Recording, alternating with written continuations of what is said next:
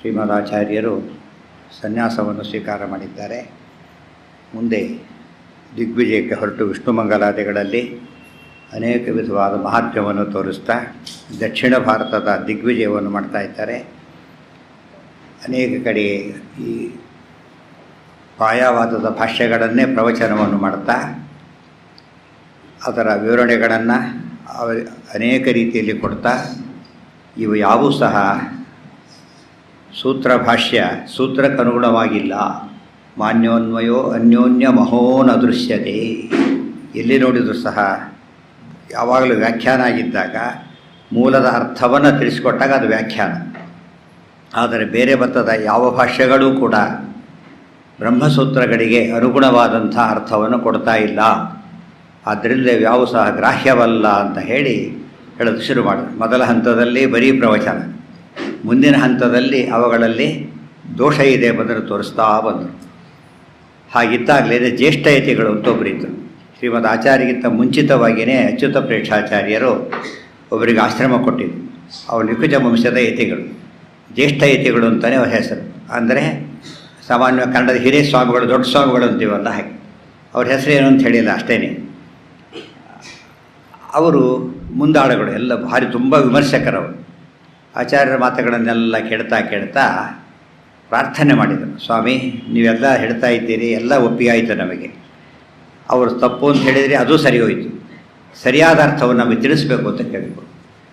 ಪ್ರಾರ್ಥನೆ ಮಾಡ್ತಾರೆ, ಸರಿಯಾದ ಭಾಷ್ಯವನ್ನು ನೀವು ಹೇಳಬೇಕು, ಬ್ರಹ್ಮಸೂತ್ರಗಳ ಅರ್ಥವನ್ನು ಹೇಳಬೇಕು ಅಂತ ಕೇಳಿದಾಗ ಶ್ರೀಮದ್ ಆಚಾರ್ಯರು ಆಗಲಿ ಅಂತ ಹೇಳಿ ಇತ್ಯಸ್ಯ ವಾಚಾ ಶರದೇವ ಭಾಸಿತ ಯದಾಖಿಲಾಶ ಶುಭಪೂರ್ಣಯಾ ಬಹು ಪ್ರಮೋದ ತೀರ್ಥಾನನ ಚಂದ್ರ ಚಂದ್ರಿಕಾ ವ್ಯಾಖ್ಯಾಭಿಧ ವಿಷ್ಣುಪದ ಪ್ರಕಾಶಿನಿ. ಮೊಟ್ಟ ಮೊದಲ ಬಾರಿಗೆ ಶ್ರೀಮದ್ ಆಚಾರ್ಯರಿಂದ ಬ್ರಹ್ಮಸೂತ್ರಗಳ ಸರಿಯಾದ ಅರ್ಥ ಜಗತ್ತಿಗೆ ತಿಳಿಯಲಿಕ್ಕೆ ಶುರುವಾಯಿತು. ಅದನ್ನು ಕೇಳ್ತಾ ಹೋದಂತೆ ಜನಗಳೆಲ್ಲ ಪರಮಾಶ್ಚರ್ಯಪಟ್ಟರು. ಕತ್ತಲೆ ಹೋಗಿ ಬೆಳಕು ಬಂದರೆ ಹೇಗೋ ಹಾಗಾಯಿತು. ದಾರಿ ಕಾಣದೇ ಇದ್ದವರಿಗೆ ಹೆಗ್ಗಂತ ಹೊಳಪು ಬಂದಾಗ ಎಷ್ಟು ಖುಷಿಯಾಗಬೇಕೋ ಖುಷಿಯಾಯಿತು. ಎಲ್ಲರೂ ಅವರು ಪ್ರವಚನವನ್ನು ಭಾರಿ ಹೊಗಳುತ್ತಾ ಇದ್ದಾರೆ. ಅದರಿಂದಾಗಿ ಉಳಿದ ಮತದವರಿಗೆಲ್ಲ ಭಾರಿ ಸಂಕಟ ಶುರುವಾಯಿತು. ಈ ರೀತಿ ಇವರು ಹೇಳ್ತಾ ಹೊರಟ್ರೆ ಸೂರ್ಯೋದಯವಾದಾಗ ಕಳ್ಳರಿಗೆ ಹೇಗೆ ಸ್ಕೋಪ್ ಸಿಗೋದಿಲ್ವೋ ಹಾಗೆ ಆಚಾರ್ಯರ ಭಾಷ್ಯದ ಬೆಳಕಿನಲ್ಲಿ ಅರ್ಥ ಮಾಡಿಕೊಳ್ಳೋವರಿಗೆ ತಮ್ಮ ಮತ ಏನು ಪ್ರಸಾರಕ್ಕೆ ಬರೋದು ಭಾರಿ ಕಷ್ಟ ಅನ್ನೋ ಭಾವನೆಯಿಂದ ಆಚಾರ್ಯರನ್ನು ದೂಷಣೆ ಮಾಡಲಿಕ್ಕೆ ಪ್ರಾರಂಭ ಮಾಡಿದೆ. ಒಂದು ಸಭೆಯಲ್ಲಿ ಆಚಾರ್ಯರು ಪ್ರವಚನ ಮಾಡ್ತಿದ್ದ ಕಾಲಕ್ಕೆ ಒಬ್ಬ ಬಂದ, ವಿರೋಧಿಯಾದವನು ಬಂದು ದೊಡ್ಡ ಗಲಾಟೆ ಎಬ್ಬಿಸಿದ.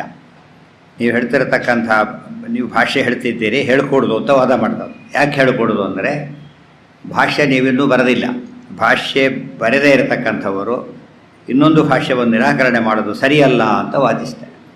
ಆಚಾರ್ಯ ಹೇಳ್ತಾರೆ, ಇದು ಅಪ್ರಸಕ್ತವಾದದ್ದು. ನಾವು ಹೇಳೋ ಭಾಷ್ಯ ಸರಿ ಇದೆಯಲ್ಲೋ ಅಂತ ಅಷ್ಟೇ ಪ್ರಶ್ನೆ ಮಾಡಬೇಕು.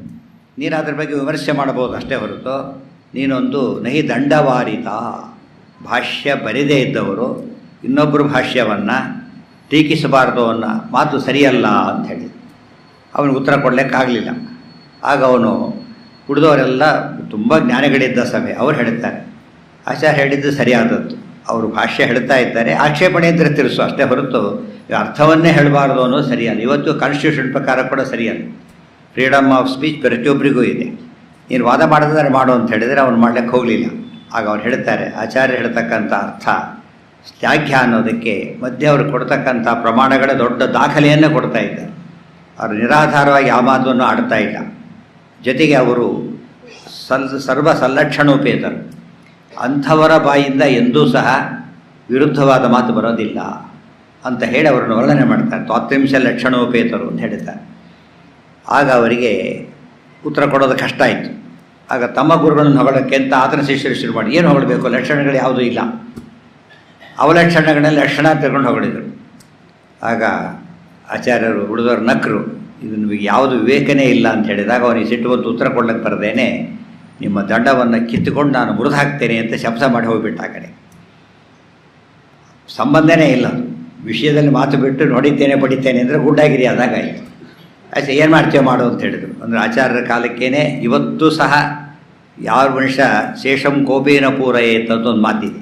ಸರಿಯಾದ ಮಾತಾಡ್ಲಿಕ್ಕೆ ಬರೋದಿಲ್ಲ, ಆಗ ಕೋಪಗೊಂಡು ಹುಚ್ಚುಚ್ಚ ಮಾತಾಡ್ತಾನೆ ಅಂತ ಅರ್ಥ. ಆ ಹೊತ್ತಿನಲ್ಲಿ ಇನ್ನೂ ಸಂಚಾರ ಮಾಡ್ತಾ ಎಲ್ಲ ಮುಗಿಸ್ಕೊಂಡು ಬಂದು ಅಡೂರಿನಲ್ಲಿ ವಿಷ್ಣು ಸಹಸ್ರನಾಮದ ಅರ್ಥವನ್ನು ಹೇಳಿದಾಗ ಜನಗಳಿಗೆ ಪರಮಾಶ್ಚರ್ಯವಾಯಿತು.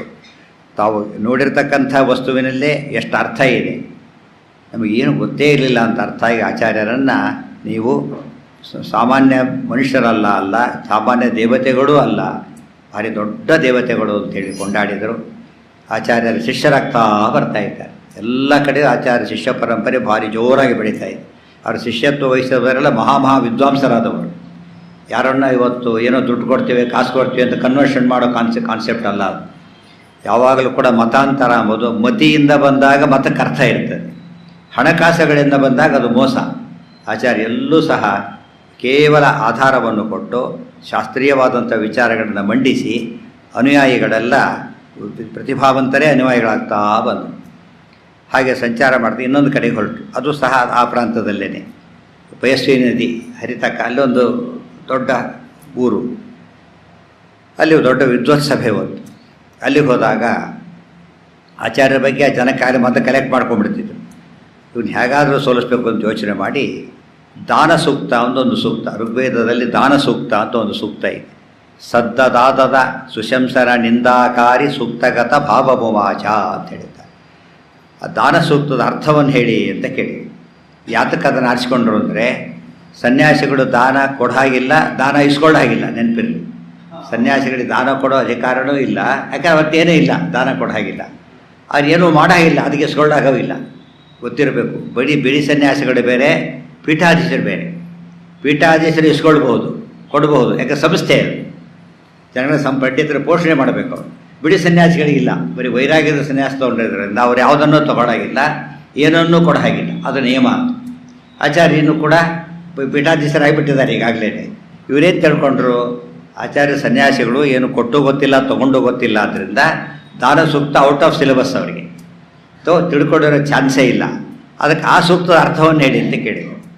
ಆಚಾರ್ಯರು ಸರ್ವಜ್ಞರು, ಪೂರ್ಣಪ್ರಜ್ಞರು, ಟಕ್ಕಂತ ಅರ್ಥ ಹೇಳಿಬಿಟ್ಟಾರೆ. ಅವ್ರು ಗಾಬರಿ ಆಯಿತು ಅವ್ರಿಗೆ. ಏನು ಹೇಳಿದ್ರು ಪಟ ಹೇಳ್ತಾರೆ, ಸರಿಯಾಗಿ ಹೇಳ್ತಾರೆ, ಫಾಸ್ಟಾಗಿ ಹೇಳ್ತಾರೆ. ಏನು ಉತ್ತರ ಕೊಡಲಿಕ್ಕಾಗದೇನೆ ಆ ಜನ ಎಷ್ಟು ಕಿತಾಪತಿ ಮಾಡಿದ್ರು ಅಂದರೆ, ತಮ್ಮ ಕಡೆಯವ್ರನ್ನ ಯಾರು ವಾದಕ್ಕೆ ಕಳಿಸಿರಲಿಲ್ಲ, ಬೇರೆ ದೇಶದವ್ರನ್ನ ದುಡ್ಡು ಕೊಟ್ಟು ನಿಲ್ಲಿಸಿದ್ರು ಪಂಡಿತರನ್ನ. ಯಾಕೆಂದ್ರೆ ಹೋದ್ರೆ ಮರ್ಯಾದೆ ಅವನು ಹೋಗಲಿ, ಗೆದ್ದರೆ ನಾವು ನಿಲ್ಲಿಸಿದ್ದು ತಾವೇ ಅನೌನ್ಸ್ ಮಾಡೋದು ಅಂತ ಈ ರೀತಿ ಟ್ರಿಕ್ ಮಾಡಿದ್ರು ಅವರು. ಆಚಾರ್ಯರು ಅವನು ಸೋಲಿಸಿಬಿಟ್ಟು ತೋರಿಸಿದ್ರು. ಆಗ ಅವನು ಏನು ತೋರಿಸಲೇ ಇಲ್ಲ, ಅವನಿಗೆ ಒಂದು ಪೃಣಿಯಾತ್ ಅಂತ ಶಬ್ದ ಬರುತ್ತೆ ಅದರಲ್ಲಿ, ಅದಕ್ಕೆ ಧಾತು ಯಾವುದು ಅಂತ ಕೇಳಿದ ತಕ್ಷಣ ಆಚಾರ್ಯರು ಮೂಲ ರೂಟ್ ಅದೆಲ್ಲ ವ್ಯಾಕರಣ ಸಂಬಂಧಪಟ್ಟಿದ್ದು. ಆಗ ಪೃಣು ಅಂತ ಆಚಾರ್ಯ ಹೇಳಿದರು.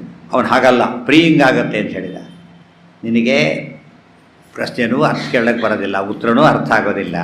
ಪೃಣಿಯಾತ ಧಾತಿಗೆ ಪ್ರೀಂಗನ ಧಾತು ಆಗ ಸಾಧ್ಯತೆಯೇ ಇಲ್ಲ. ನಿನಗೆ ಪ್ರಾಪರ ಪ್ರೀ ಈ ಕಾಗುಣಿತನೇ ಬರೋದಿಲ್ಲ.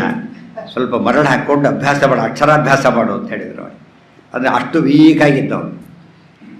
ಆಗ ಅಷ್ಟೇ ಹೇಳಿವರೆಲ್ಲ ಹೇಳಿದರು, ನಿಮ್ಮ ಯೋಚನೆ ನನಗೆ ಗೊತ್ತಿದೆ, ಯಾವನ್ನ ಕರ್ಕೊಬಂದು ಕೂಡಿಸಿದ್ದೀರಿ ಮರ್ಯಾದೆ ಉಳಿಸ್ಕೊಳ್ಳೋದಕ್ಕೋಸ್ಕರ ಅಂಥೇಳಿ ನಕ್ಕಾಗ ಅವರಿಗೆ ಆ ಮರ್ಯಾದೆನೂ ಹೋಯಿತು. ಅಂದರೆ ತಾವು ಮಾಡಿದ ಮೋಸನೂ ಹೊರಗೆ ಬಿತ್ತು.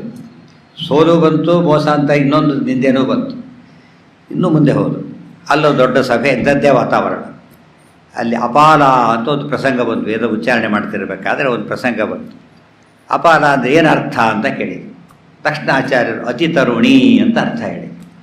ಇವ್ರು ಹೇಳಿದರು, ಇಲ್ಲ ಅಪಾಲ ಶಬ್ದಕ್ಕೆ ತೊನ್ನು ರೋಗದವಳು ಅಂತ ಅರ್ಥ ಆಗುತ್ತೆ ಅಂತ ಹೇಳಿದರು.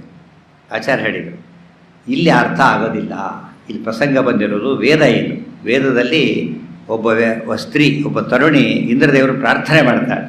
ಅವಳು ಯಾರು ಅಂದರೆ ಅಪಾಲ ಅಂತ ಬಂದಿರೋದಲ್ಲಿ. ನಿಮಗೆ ಅರ್ಥನೇ ಗೊತ್ತಿಲ್ಲ, ವೇದದ ಸಂಪ್ರದಾಯನೇ ಗೊತ್ತಿಲ್ಲ ಅಂತ ಆಚಾರ್ಯ ಹೇಳಿ. ಈಗ ಟೆಕ್ನಿಕಲ್ ವರ್ಡ್ಸ್ ಅಂದರೆ ನೀವು ಕಾಮನ್ ವರ್ಡ್ಸ್ ಅಂತ ನೋಡಬಾರ್ದು.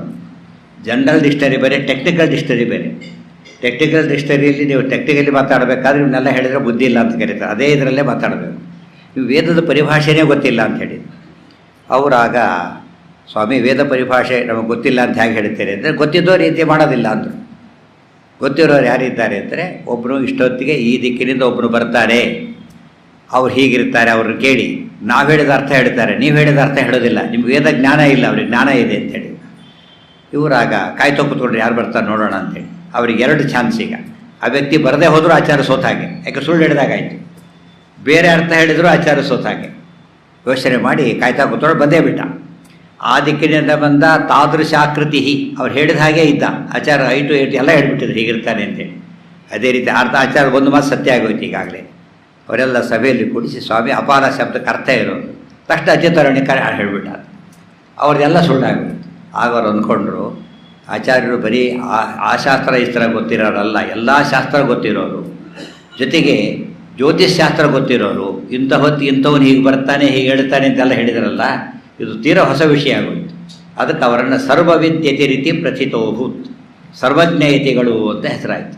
ಎಲ್ಲ ಗೊತ್ತಿರೋರು. ಮ್ಯಾಥಮೆಟಿಕ್ಸ್ ಪ್ರೊಫೆಸರಿಗೆ ಮ್ಯಾಥಮೆಟಿಕ್ಸ್ ಗೊತ್ತಿದ್ದರೆ ಸಾಕು, ಅದು ಸ್ವಲ್ಪ ಗೊತ್ತಿದ್ದರೂ ಸಾಕು. 100% 35% ಗೊತ್ತಿದ್ದರೂ ಪಾಸಾಗಿಬಿಡ್ತಾನೆ. ಆದರೆ ಎಲ್ಲ ಶಾಸ್ತ್ರ ಗೊತ್ತಿದೆಯಲ್ಲ ಇವರಿಗೆ. ಸರ್ವವಿದ್ಯತಿ, ಇದು ತುಂಬ ಗಮನಿಸಬೇಕಾದ ಅಂಶ. ಜಗತ್ತಿನ ಇತಿಹಾಸದಲ್ಲಿ ಯಾವ ಮತಾಚಾರ್ಯರ ಶಿಷ್ಯರು ಕೂಡ ತಮ್ಮ ಗುರುಗಳನ್ನು ತಮ್ಮ ಮತವನ್ನು ತಿಳಿದವರು ಅಂತ ಹೇಳಿ ಕೊಂಡಾಡ್ತಾರೆ ಹೊರತು ಎಲ್ಲ ತಿಳಿದವರು ಅಂತ ಯಾರೂ ಹೇಳೋದಿಲ್ಲ. ಆಚಾರ್ಯರು ಮಾತ್ರ ಎಲ್ಲವನ್ನೂ ತಿಳಿದವರು, ಯಾವ ವಿಷಯ ಕೇಳಿದ್ರು ಹೇಳೋರು. ಮೊನ್ನೆ ಬಂತು ಲಿಖಿತ ಶಬ್ದಕ್ಕೆ ಅರ್ಥ, ಅದು ಬಾಟ್ನಿ ಶಬ್ದ, ಅರ್ಥ ಹೇಳಿಬಿಟ್ರು ಅದಕ್ಕಾಗಲೇ.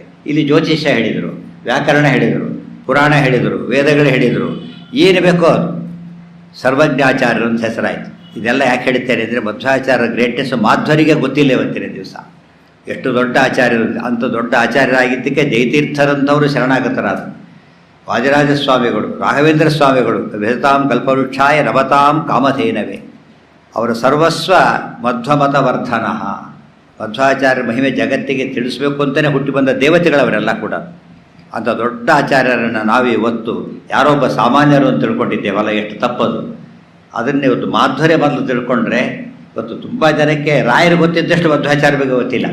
ರಾಯರ ಬಗ್ಗೆನೂ ಭಾರಿ ಗೊತ್ತಿಲ್ಲ, ಪರಿಮಳ ಪ್ರಸಾದಾರು ಗೊತ್ತದೆ, ಆದರೆ ಆಚಾರ್ಯ ಬಗ್ಗೆ ಅದೂ ಗೊತ್ತಿಲ್ಲ. ಪಾದಕ ಕ್ಷೇತ್ರಕ್ಕೆ ಹೋದ ಏನೂ ಗೊತ್ತಿಲ್ಲ ಬಂದುಬಿಡ್ತಾರೆ. ಹಾಗೆ ಅಂದರೆ ಆಚಾರ್ಯ ಅಂತ ದೊಡ್ಡ ಕಲ್ಪವೃಕ್ಷ ಕಾಮಧೇನುವನ್ನು ನೀವು ಸಾಮಾನ್ಯ ಧೇನು ಅಂತ ತಿಳ್ಕೊಂಡಿಲ್ಲ ಅಂತ ಹೇಳಿದರೆ, ಮಧ್ವವಿಜಯ ಇವತ್ತೇ ನೋಡಿ, ಪೇಪರಲ್ಲಿ ನೋಡಿಬೇಕಾದ್ರೆ ಎಷ್ಟು ಕಡೆಗೆ ಇವತ್ತು ಬಾಯಿರ ಮಠ ಉಪನ್ಯಾಸ ನಡೆಯುತ್ತೆ.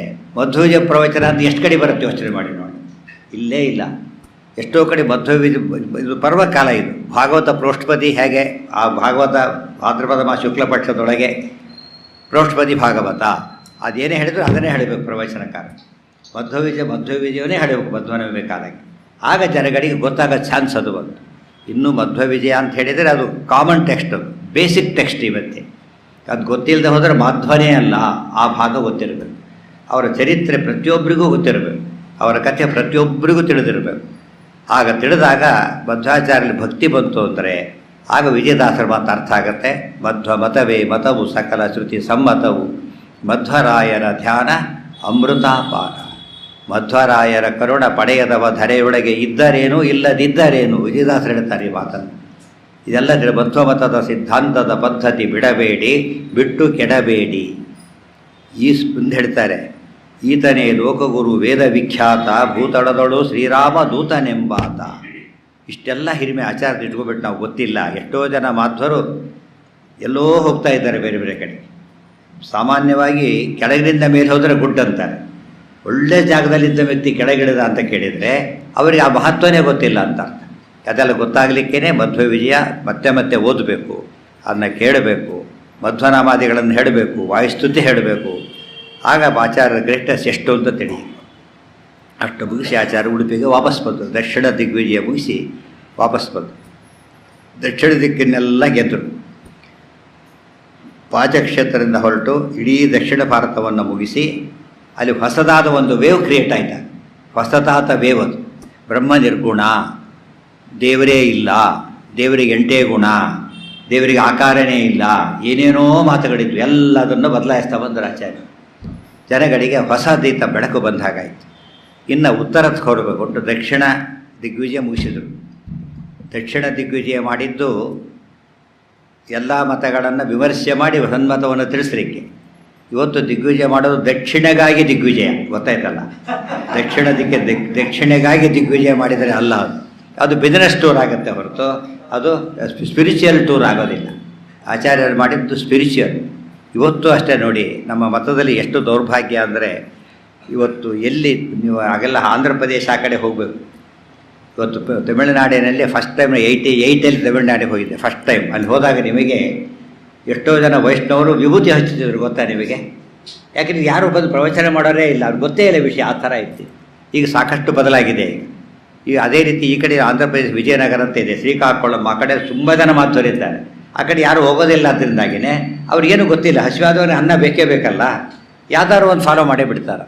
ಹಿಂದಿನ ಕಾಲದಲ್ಲಿ ಯಾವ ಅನುಕೂಲ ಇರಲಿಲ್ಲ, ಅಂಥ ಕಾಲಕ್ಕೆ ಅಂತೆಲ್ಲ ಸಂಚಾರ ಮಾಡಿ ಬಂದು ಪ್ರಸಾರ ಮಾಡಿದರು, ಎಲ್ಲ ಅನುಕೂಲ ಇದೆ. ಈ ಕಾಲಕ್ಕೆ ಬೆಂಗಳೂರು ಮೈಸೂರು ಬಿಟ್ಟು ಬೇರೆ ಕಡೆ ಹೋಗೋದೇ ಇಲ್ಲ, ಪ್ರಸಾರ ಎಸ್ಟಾಬ್ಲಿಷ್ಡ್ ಪ್ಲೇಸಸ್ ಇವೆಲ್ಲ.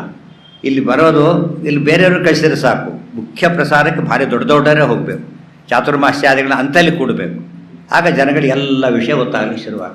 ಆಚಾರ್ಯರು ಶ್ರೀಕೃಷ್ಣದಲ್ಲಿ ಆಚಾರ್ಯ ಚಾತುರ್ಮಾಸ್ಯ ಕೂತಿದೆ, ಶ್ರೀರಂಗದಲ್ಲಿ ಚಾತುರ್ಮಾಸ್ಯ, ಮತ್ತು ಎಷ್ಟೆಷ್ಟು ಊರುಗಳಲ್ಲಿ, ಕುರುಕ್ಷೇತ್ರದಲ್ಲಿ ಹೋಗ್ತೀವಿ, ಹಸ್ತಿನಾಪುರದಲ್ಲಿ ಚಾತುರ್ಮಾಸ್ಯ ಆಚಾರ್ಯ ಕೂತಿದೆ. ಇವತ್ತು ಆಮೇಲೆ ಯಾರೂ ಚಾತುರ್ಮಾಸ್ಯಕರು ಕೂತಿದ್ದ ದಾಖಲೆಗಳೇ ಇಲ್ಲ. ಹಸ್ತಿನಾಪುರದಲ್ಲಿ, ಕಾಶಿಯಲ್ಲಿ ಚಾತುರ್ಮಾಸ್ಯ, ಹೀಗೆಲ್ಲ ಆಚಾರ ಮಾಡ್ತಾ ಬಂದಿದ್ದಾರೆ. ಅದರಿಂದ ಏನೇನೂ ಇಲ್ಲ, ಎಲ್ಲ ಸ್ಟಾರ್ಟ್ ಮಾಡಬೇಕು. ಒಬ್ಬರೇ ಅಷ್ಟು ಕೆಲಸವನ್ನು ಮಾಡಿದ್ರಲ್ಲ, ಅವ್ರು ಒಬ್ಬನೇ ಹನುಮಂತ ಸಮುದ್ರ ಹಾರಿದ ಹಾಗೆ ಒಬ್ಬರೇ ಶ್ರೀಮದ್ ಆಚಾರ್ಯರು ಎಲ್ಲ ಕೆಲಸವನ್ನು ಮಾಡಿ ಮಧ್ವಮತವನ್ನು ಸ್ಥಾಪನೆ ಮಾಡಿದ್ದಾರೆ. ಅಂದರೆ ಅವರ ಎಲ್ಲ ವಿಧವಾದಂಥ ಹಿರಿಮೆ ಎಷ್ಟು ಅಪೂರ್ವ ಅನ್ನೋದು ನಮಗೆ ಅನ್ವರಿಕೆಯಾಗುತ್ತೆ. ಅಲ್ಲಿಂದ ನಿನ್ನ ಉತ್ತರ ದಿಗ್ವಿಜಯ ಮಾಡಬೇಕು, ಅಲ್ಲೇ ಜನಗಳಿಗೆ ತಿಳಿಸ್ಬೇಕು. ಅದಕ್ಕಿಂತ ಮುಖ್ಯವಾಗಿ ಬ್ರಹ್ಮಸೂತ್ರಗಳಿಗೆ ಈಗ ಭಾಷ್ಯ ಹೇಳ್ತಾ ಇದ್ದೇವೆ, ಅದನ್ನು ಬರೀಬೇಕು. ಭಾಷ್ಯ ಬರೀಬೇಕಾದ್ರೆ ಬ್ರಹ್ಮಸೂತ್ರ ಬರೆದವರ ಅನುಮತಿ ತಗೊಂಡು ಬರೀಬೇಕು, ಆಗ ಅದಕ್ಕೆ ಅಧಿಕೃತವಾದ ಭಾಷೆ ಬರುತ್ತೆ. ಅದಕ್ಕೆ ಬದರಿಗೆ ಹೋಗಿ ನಾರಾಯಣ ದೇವರನ್ನು ಕಂಡು ವೇದವ್ಯಾಸರನ್ನು ಕಂಡು ಅಪ್ಪಣೆ ತೊಗೊಂಡು ಬರಬೇಕು ಅಂತ ಅಲ್ಲಿಂದ ಹೊರಡ್ತಾ ಇದ್ದಾರೆ.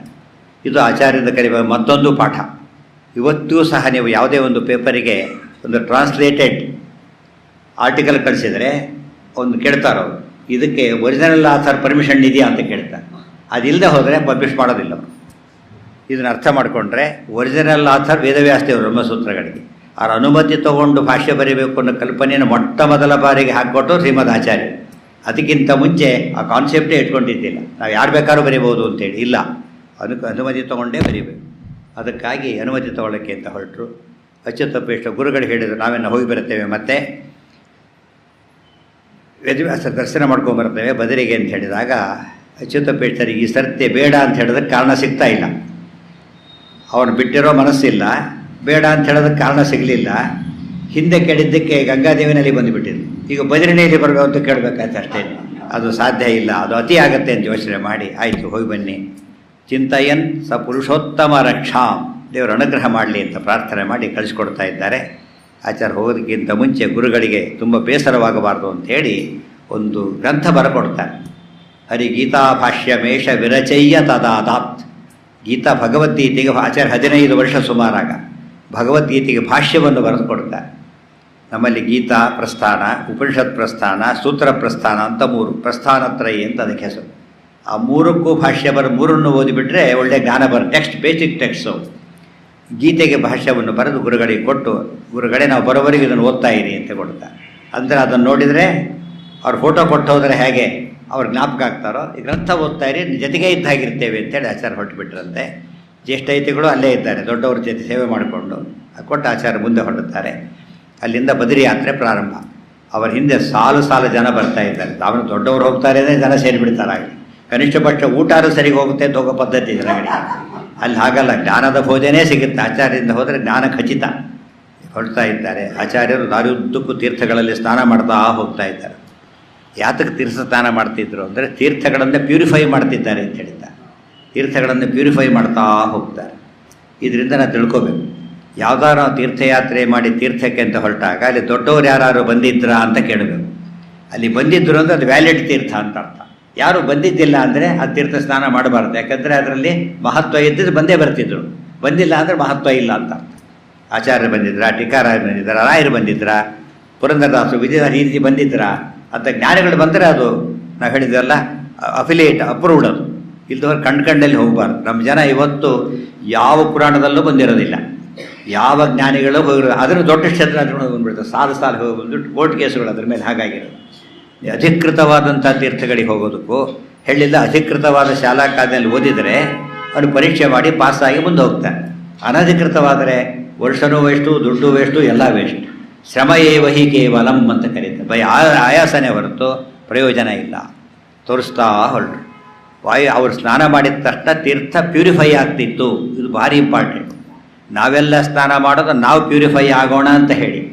ಆಚಾರ್ಯ ಸ್ನಾನ ಮಾಡ್ತಿದ್ದು ತೀರ್ಥವನ್ನೇ ಪ್ಯೂರಿಫೈ ಮಾಡೋದಕ್ಕೋಸ್ಕರ. ನಮಗೆ ಆಶ್ಚರ್ಯ, ಆಚಾರ ಸ್ನಾನ ಮಾಡಿದ್ರೆ ತೀರ್ಥ ಪ್ಯೂರಿಫೈ ಆಗುತ್ತಾ ಅಂತ ಪ್ರಶ್ನೆ. ಅದಕ್ಕೆ ಹೇಳ್ತಾರೆ ಖಂಡಿತ ಆಗತ್ತೆ, ಸೈಂಟಿಫಿಕಲಿ ಆಗತ್ತೆ. ಆಚಾರ್ಯರು ಯಾರು? ವಾಯುದೇವರು. ಯಾವಾಗ ನೀವು ವಾಯು ಪಾಸ್ ಮಾಡ್ತೀರಿ ಅದು ಪ್ಯೂರ್ ಆಗಿಬಿಡುತ್ತೆ ಇಮಿಡಿಯೇಟಾಗಿ. ಇವತ್ತಿನ ಸೈನ್ಸ್ನಲ್ಲಿ ಏನು ಗೊತ್ತಾ, ಡಲ್ಟಿ ವಾಟರ್ ಇದ್ದರೆ ಓಜೋನ್ ಅದರಲ್ಲಿ ಪಾಸ್ ಮಾಡಿದರೆ ಅದು ಪ್ಯೂರ್ ಆಗುತ್ತೆ. ಓಜೋನ್ ಅಂದರೆ O3 ಅದು ಗೊತ್ತಾಯ್ತಾ. O2 ಆಕ್ಸಿಜನ್ ಆದರೆ O3 ಅದು ವಾಟರ್ ಪ್ಯೂರಿಫಿಕೇಷನ್ ಅದು ಹುಡುಕ್ತಾ. ಆಚಾರ್ಯರು ಸೂಪರ್ ವಾಯು ಆದ್ದರಿಂದಾಗಿಯೇ ಅವರ ಮುಡಿಗೆದ್ರು ಅಂತ ತೀರ್ಥ ಪ್ಯೂರ್ ಆಯಿತು ಅಂತ ಅರ್ಥ. ಆ ದೃಷ್ಟಿಯಿಂದ ಆಚಾರ್ಯರು ಏನೇನು ಮಾಡ್ತಾರೆ ಅದೆಲ್ಲ ಪ್ಯೂರಿಫಿಕೇಟ್. ಅದಕ್ಕೆ ಪವನ, ಪಾವನ, ಪವಮಾನ, ಅವ್ರ ಹೆಸರೇ ಪವಮಾನ ಅಂದರೆ ಪ್ಯೂರಿಫೈಯರ್ ಅಂತ ಅರ್ಥ. ಪರಿಶುದ್ಧ ಮಾಡುವವರು. ಅವರು ಪವನ ಮುಟ್ಟಿದ್ರೆ ಪಾವನ. ಪಾವನ ಅಂದರೆ ಅರ್ಥ ಗೊತ್ತಲ್ಲ, ಪಾವನ ತೀರ್ಥ, ಪವಿತ್ರವಾದ ತೀರ್ಥ. ಆ ಪವಿತ್ರ ಬರೋದೇ ಪವನ ಮುಟ್ಟಿದಾಗ ಪಾವನ ಆಗುತ್ತೆ. ಆದ್ದರಿಂದಾಗೇ ಆಚಾರ್ಯರೆಲ್ಲ ತೀರ್ಥಗಳನ್ನು ಪ್ಯೂರಿಫೈ ಮಾಡ್ತಾ ಹೊರಟು ಬದರಿನ ತಲುಪ್ತಾ ಇದ್ದಾರೆ. ದಾರಿಯಲ್ಲಿ ಅನೇಕ ಪ್ರಸಂಗಗಳು ನಡೆಯುತ್ತೆ. ಬದರಿಯನ್ನು ನಾವೆಲ್ಲ ಹೋಗಿರ್ತೀವಿ ಅಲ್ಲ ಬದರಿಗೆ. ಆ ಬದರಿಗೆ ಆಚಾರ ಹೊರಟಿದ್ವಿ. ಇದಕ್ಕೆ ವಿಶಾಲ ಬದರಿ ಅಂತ ಕರೀತಾರೆ. ವಿಶಾಲ ಬದರಿ. ಇನ್ನೊಂದು ಬದರಿ ಮುಂದೆ ಇದೆ. ಆ ಬದರಿ ನಾವ್ಯಾರು ಹೋಗ್ಲಿಕ್ಕೆ ಆಗೋದೇ ಇಲ್ಲ. ಆದರೆ ಇದೆ ಆಚಾರ ಫಸ್ಟ್ ಈ ಬದರಿಗೆ ಹೋದರು. ದೊಡ್ಡವರು ಹೋಗ್ಬೇಕಾದ್ರೆ ಬರೀ ಕೈಲಿ ಹೋಗಬಾರ್ದು. ಗುರುಗಳ ಹತ್ರ, ರಾಜರ ಹತ್ರ, ದೇವತೆಗಳ ಹತ್ರ ಬರೀ ಕೈಲಿ ಹೋಗಬಾರ್ದು. ಏನಾದರೂ ಒಯ್ಯಬೇಕು ಅಂತ ಪದ್ಧತಿ ಇದೆ. ಇವತ್ತು ರಾಜರ ಹತ್ರ ಮಾತ್ರ ಬರೀ ಕೈಲಿ ಹೋಗೋದಿಲ್ಲ, ದುಡ್ಡಿನ ರಾಶಿನೇ ಒಯ್ದುಬಿಟ್ಟಿರ್ತಾರೆ. ಯಾಕೆಂದರೆ ಹತ್ತಿ ನೋಡೋದೇ ಇಲ್ಲ ಅವರೆಲ್ಲ ಹೋದರೆ. ಆದರೆ ಗುರುಗಳ ಹತ್ರ, ದೇವತೆಗಳ ಹತ್ರ ಬರೀ ಕೈಲಿ ಹೋಗಬಾರ್ದು. ಏನು ಒಯ್ಬೇಕೀಗ? ಅವರಿಗೆ ಪ್ರಿಯವಾದದ್ದು ಒಯ್ಬೇಕು. ಅವರಿಗೆ ಪ್ರಿಯವಾದದ್ದು. ಹೋಗ್ತಿರೋದು ಬದರಿಗೆ ನಾರಾಯಣ ದೇವರು. ದೇವರಿಗೆ ಅತ್ಯಂತ ಪ್ರಿಯ ಯಾವುದು ಗೊತ್ತಾ? ಜಗತ್ತಿನಲ್ಲಿ ಏನು ಕೊಟ್ಟರು ದೇವರಿಗೆ ಅಷ್ಟು ಪ್ರಿಯ ಅಲ್ಲ. ಜ್ಞಾನದಷ್ಟು ಪ್ರಿಯ ಯಾವುದೂ ಅಲ್ಲ. ಅದನ್ನೇ ಭಗವಂತ ಗೀತೆಯಲ್ಲಿ ಹೇಳ್ತಾರೆ, ದಹಿ ಜ್ಞಾನೇನ ಸದೃಶಂ ಪವಿತ್ರಮಿಹ ವಿದ್ಯತೆ. ಅದರಷ್ಟು ಪವಿತ್ರವಾದ ವಸ್ತು ಇಲ್ಲ. ಅದಕ್ಕೆ ಭಾಷ್ಯ, ಗೀತಾ ಭಾಷ್ಯ ಬರೆದಿದ್ರಲ್ಲ, ಒಂದು ಪ್ರತಿನ ಗುರುಗಳಿಗೆ ಕೊಟ್ಬೋದು, ಇನ್ನೊಂದು ಪ್ರತಿ ಅಂತಂದು ವೇದವ್ಯಾಸರಿಗೆ ಅರ್ಪಣೆ ಮಾಡ್ತಾ ಇದ್ದಾರೆ. ಬದ್ರಿನಾರಾಯಣ ಗುಡಿಯಲ್ಲಿ ಇಳ್ಕೊಂಡಿದ್ದಾರೆ. ನಾರಾಯಣ ದೇವರ ಗರ್ಭಗುಡಿ ಮುಂದಿರೋ ಭಾಗಕ್ಕೆಲ್ಲ ಅನಂತ ಮಠ ಅಂತ ಹೆಸರಿತ್ತು ಅಂತ ವೇದಾಂಗ ತೀರ್ಥರು ಬರೀತಾರೆ. ಅನಂತ ಮಠ ಅಂದರೆ ಅದು.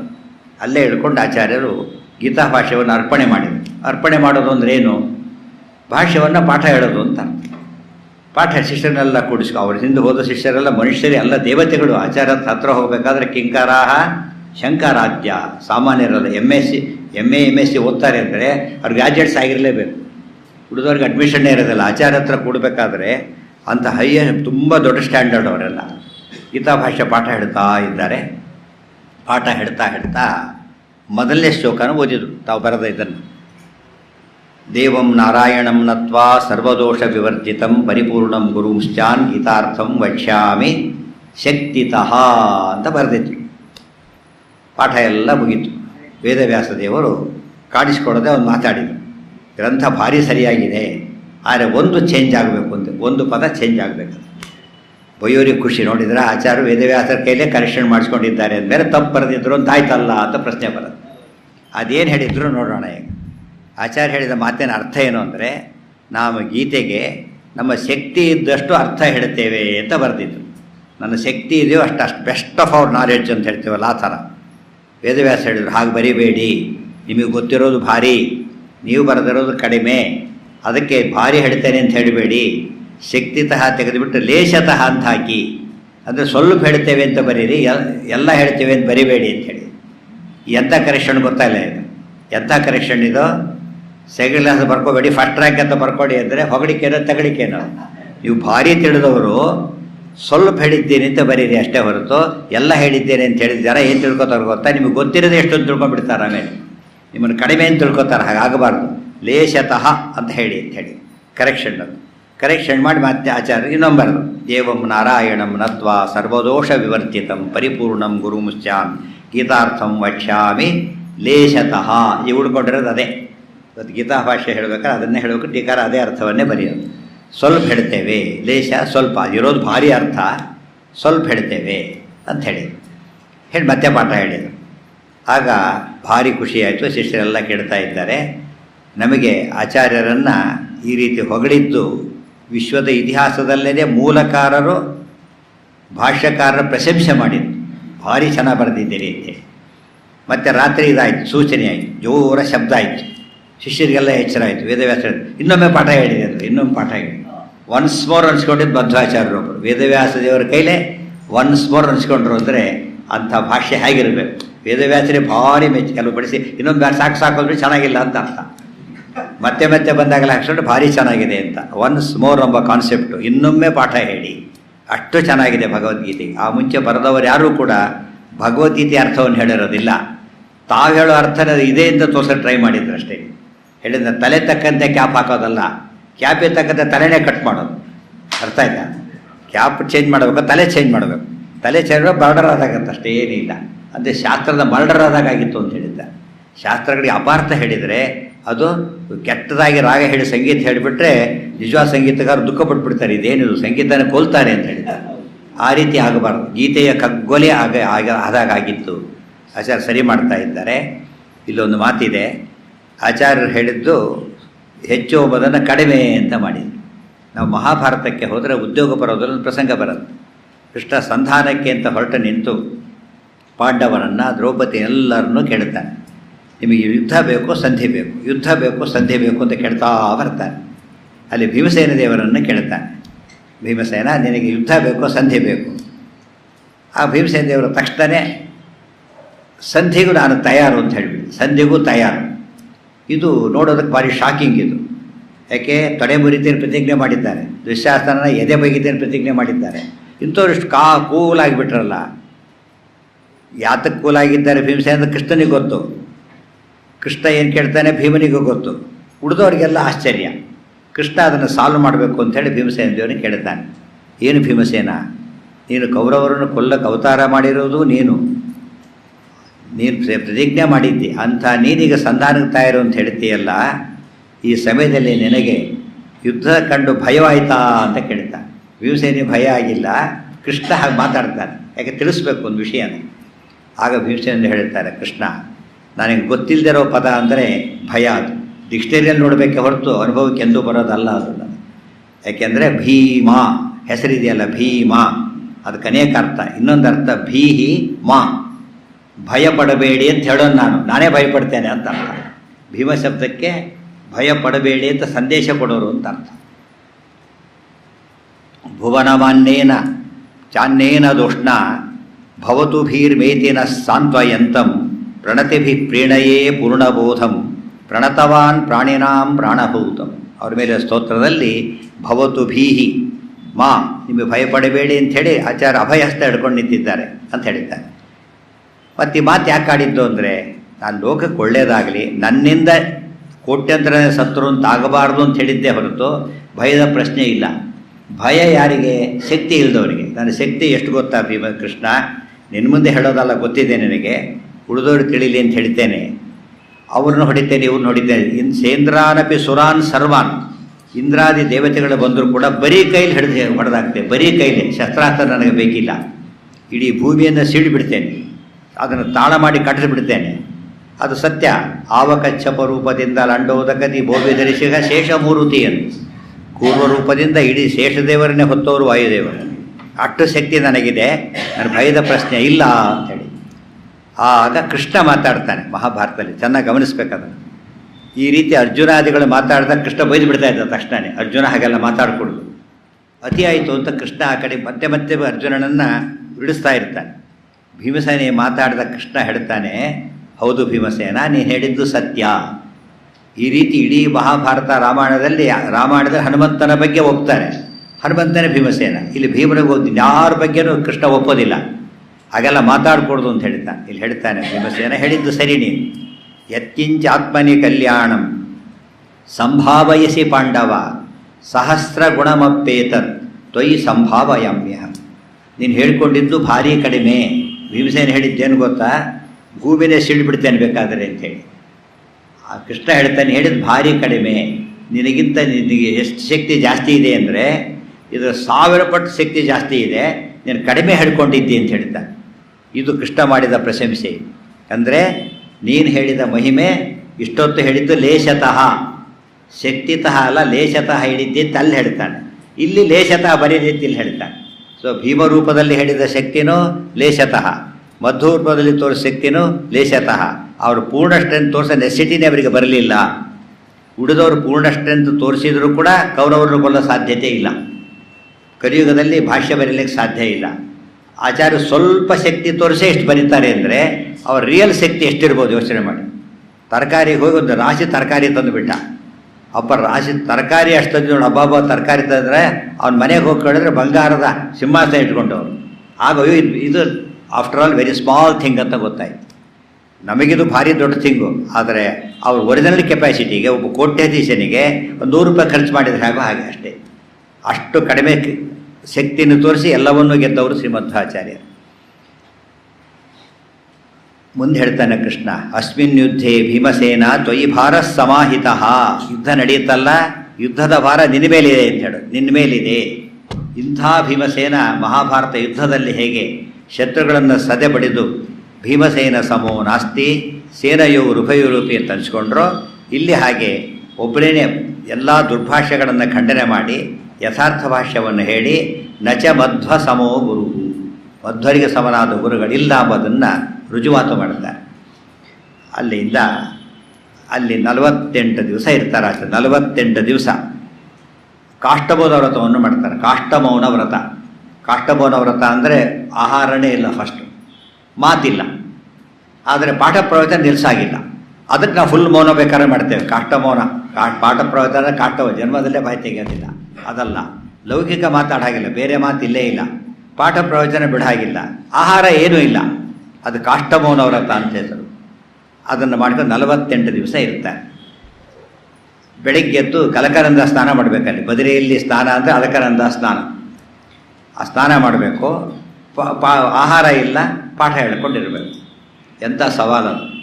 ಬದರಿಗೆ ಹೋದ ಅಲಕನಂದ ಸ್ನಾನನೇ ದೊಡ್ಡ ಸವಾಲು. ಯಾವುದಾದ್ರು ನೀವು ಸ್ನಾನ ಘಾಟಿಗೆ ಹೋದರೆ ಬೇರೆ ಕಡೆಗೆ ನದಿ ಜನ ಫುಲ್ ಇರ್ತಾರೆ, ಬಟ್ಟೆ ಒಗಿಲಿಕ್ಕಾದ್ರೂ ಕೂತಿರ್ತಾರೆ, ಕೊನೆ ಫಸ್ಟ್ ಸ್ನಾನ ಮಾಡಲಿಕ್ಕಾದ್ರೂ ಬಿಡಿ, ಪಾತ್ರೆ ತೊಳೆದು ಬಟ್ಟೆ ತೆಗಿಲಿಕ್ಕಾದ್ರೂ ಬಂದು ಸೇರ್ಕೊಂಡಿರ್ತಾರೆ. ನೀವು ಬದರಿಗೆ ಹೋದ ಅಲಕನಂದ ನೊಣ ಹೊಡೆಯೋರು ಇರೋದಿಲ್ಲ, ಖಾಲಿ ಖಾಲಿ ಖಾಲಿ ಖಾಲಿ ಅಂದರೆ ಟೋಟಲಿ ಖಾಲಿ, ಹತ್ತಿರ ಯಾರೂ ಹೋಗೋದಿಲ್ಲ. ಯಾಕೆ? ಯಸ್ಪೃಶಂತಿ ನರ ನ ಹಿಮಭೀತ. ಅದನ್ನು ಮುಟ್ಟಕ್ಕೂ ಜನ ಹೆದರ್ತಾರೆ, ಅಷ್ಟು ಕೋಲ್ಡ್, ಐಸ್ ಕೋಲ್ಡ್ ವಾಟರ್ ಅದು. ಫ್ಲೋಯಿಂಗ್ ಐಸ್ ಅನ್ಬೇಕಟ್ಟೇನೆ, ಫ್ಲೋಯಿಂಗ್ ಐಸ್ ಅಷ್ಟು ತಣ್ಣಗಿರುತ್ತೆ. ಅಲ್ಲಿ ಉಷ್ಣಕೂಟದಲ್ಲಿ ಸ್ನಾನ ಮಾಡ್ತಾರೆ ಹೊರತು ಇದರಲ್ಲಿ ಯಾರು ಸ್ನಾನ ಮಾಡೋಕ್ಕೆ ಹೋಗೋದಿಲ್ಲ. ಅದು ಅಕಸ್ಮಾತ್ ಕೆಲವು ಸ್ನಾನ ಮಾಡೋರು ಇರ್ತಾರೆ, ಕಷ್ಟಪಟ್ಟು ಒಂದು ಮುಳುಗು ಹಾಕ್ತಾರೆ, ಇಲ್ಲ ಅಲ್ಲೇ ಕೂತ್ಕೊಂಡು ದೂರದಿಂದ ಒಂದು ತಮಗೆ ನೀರು ಹಾಕ್ಕೋತಾರೆ, ಒಂದು ಮುಳುಗು ಹಾಕ್ತಾರೆ ಅಷ್ಟೇ, ಜಾಸ್ತಿ ಇಲ್ಲ. 2 ಮುಳುಗು 3 ಮುಳುಗು ಹಾಕಿದರೆ ಅವ್ರು ಹೋದ್ರು ಅಂತಾನೆ ಅರ್ಥ, ಹೆಚ್ಚು ಕಡಿಮೆ. ಅದು ಅಷ್ಟು ಕೋಲ್ಡ್ ಇರೋದು, ಹಾಕೋದು ಭಾರಿ ಕಷ್ಟ. ಆಚಾರ್ಯ ಸ್ನಾನ ಮಾಡ್ತಿದ್ರು, ಹೇಗೆ ಮಾಡ್ತಿದ್ರು ಅಂತ ಒಂದು ಇದರಲ್ಲಿ ಹೇಳ್ತಾರೆ. ಮಜ್ಜನಂ ವಿಧಿತ ಶೀತಲ ಗಂಗಾ ವಾರಿ ನಿತ್ಯ ಮರುಣೋದಯ ಕಾಲೇ ಯತ್ಸ್ಪೃಶಂತಿ ನನರಾ ಹಿಮಭೀತಾ ಅಂಶಯೇಷ ಪೃಷತಾಮಧಿಪಶ್ಯ. ಅಲಕನಂದ ಸ್ನಾನವನ್ನು ಶಾಸ್ತ್ರೋಕ್ತವಾಗಿ ಪ್ರತಿನಿತ್ಯ ಬೆಳಿಗ್ಗೆ ಅರುಣೋದಯ ಕಾಲಕ್ಕೆ ಮಾಡ್ತಿದ್ರು. ಇವತ್ತು ಅಲ್ಲಿ ಒಂದು ಮುಳುಗು ಹಾಕೋರು ಕೂಡ ಅರುಣೋದಯಕ್ಕೆ ಹಾಕೋದಿಲ್ಲ, ಸೂರ್ಯ ಹುಟ್ಟಿದ ಮೇಲೆ ನೋಡ್ಕೊಂಡು ಒಂದು ರೌಂಡ್ ಹಾಕಿ ಬರ್ತಾರೆ ಅಷ್ಟೇ ಹೊರತು ಅರುಣೋದಯಕ್ಕೆ ಅಂದರೆ ಸೂರ್ಯ ಹುಟ್ಟೋಕ್ಕಿಂತ ಮುಂಚೆ ಎಕ್ಸ್ಟ್ರೀಮ್ ಕೋಲ್ಡು. ಆ ಕಾಲದಲ್ಲಿ ಆಚಾರ್ಯ ಸ್ನಾನ ಮಾಡ್ತಿದ್ರು. 48 ದಿವಸನೂ ಮಾಡಿದರು. ನಾವು ಒಂದು ಮುಳುಗು ಹಾಕಿದರೆ ಸ್ನಾನ ಅಲ್ಲ, ಗೊತ್ತಿರಲಿ. ಬರೀ 3 ಮುಳುಗು ಹಾಕಿದರೂ ಸ್ನಾನ ಅಲ್ಲ. ಸ್ನಾನದ ಪದ್ಧತಿಯನ್ನು ಆಚಾರ್ಯ ಸದಾಚಾರ ಸ್ಮೃತಿಯಲ್ಲಿ ಬರೀತಾರೆ.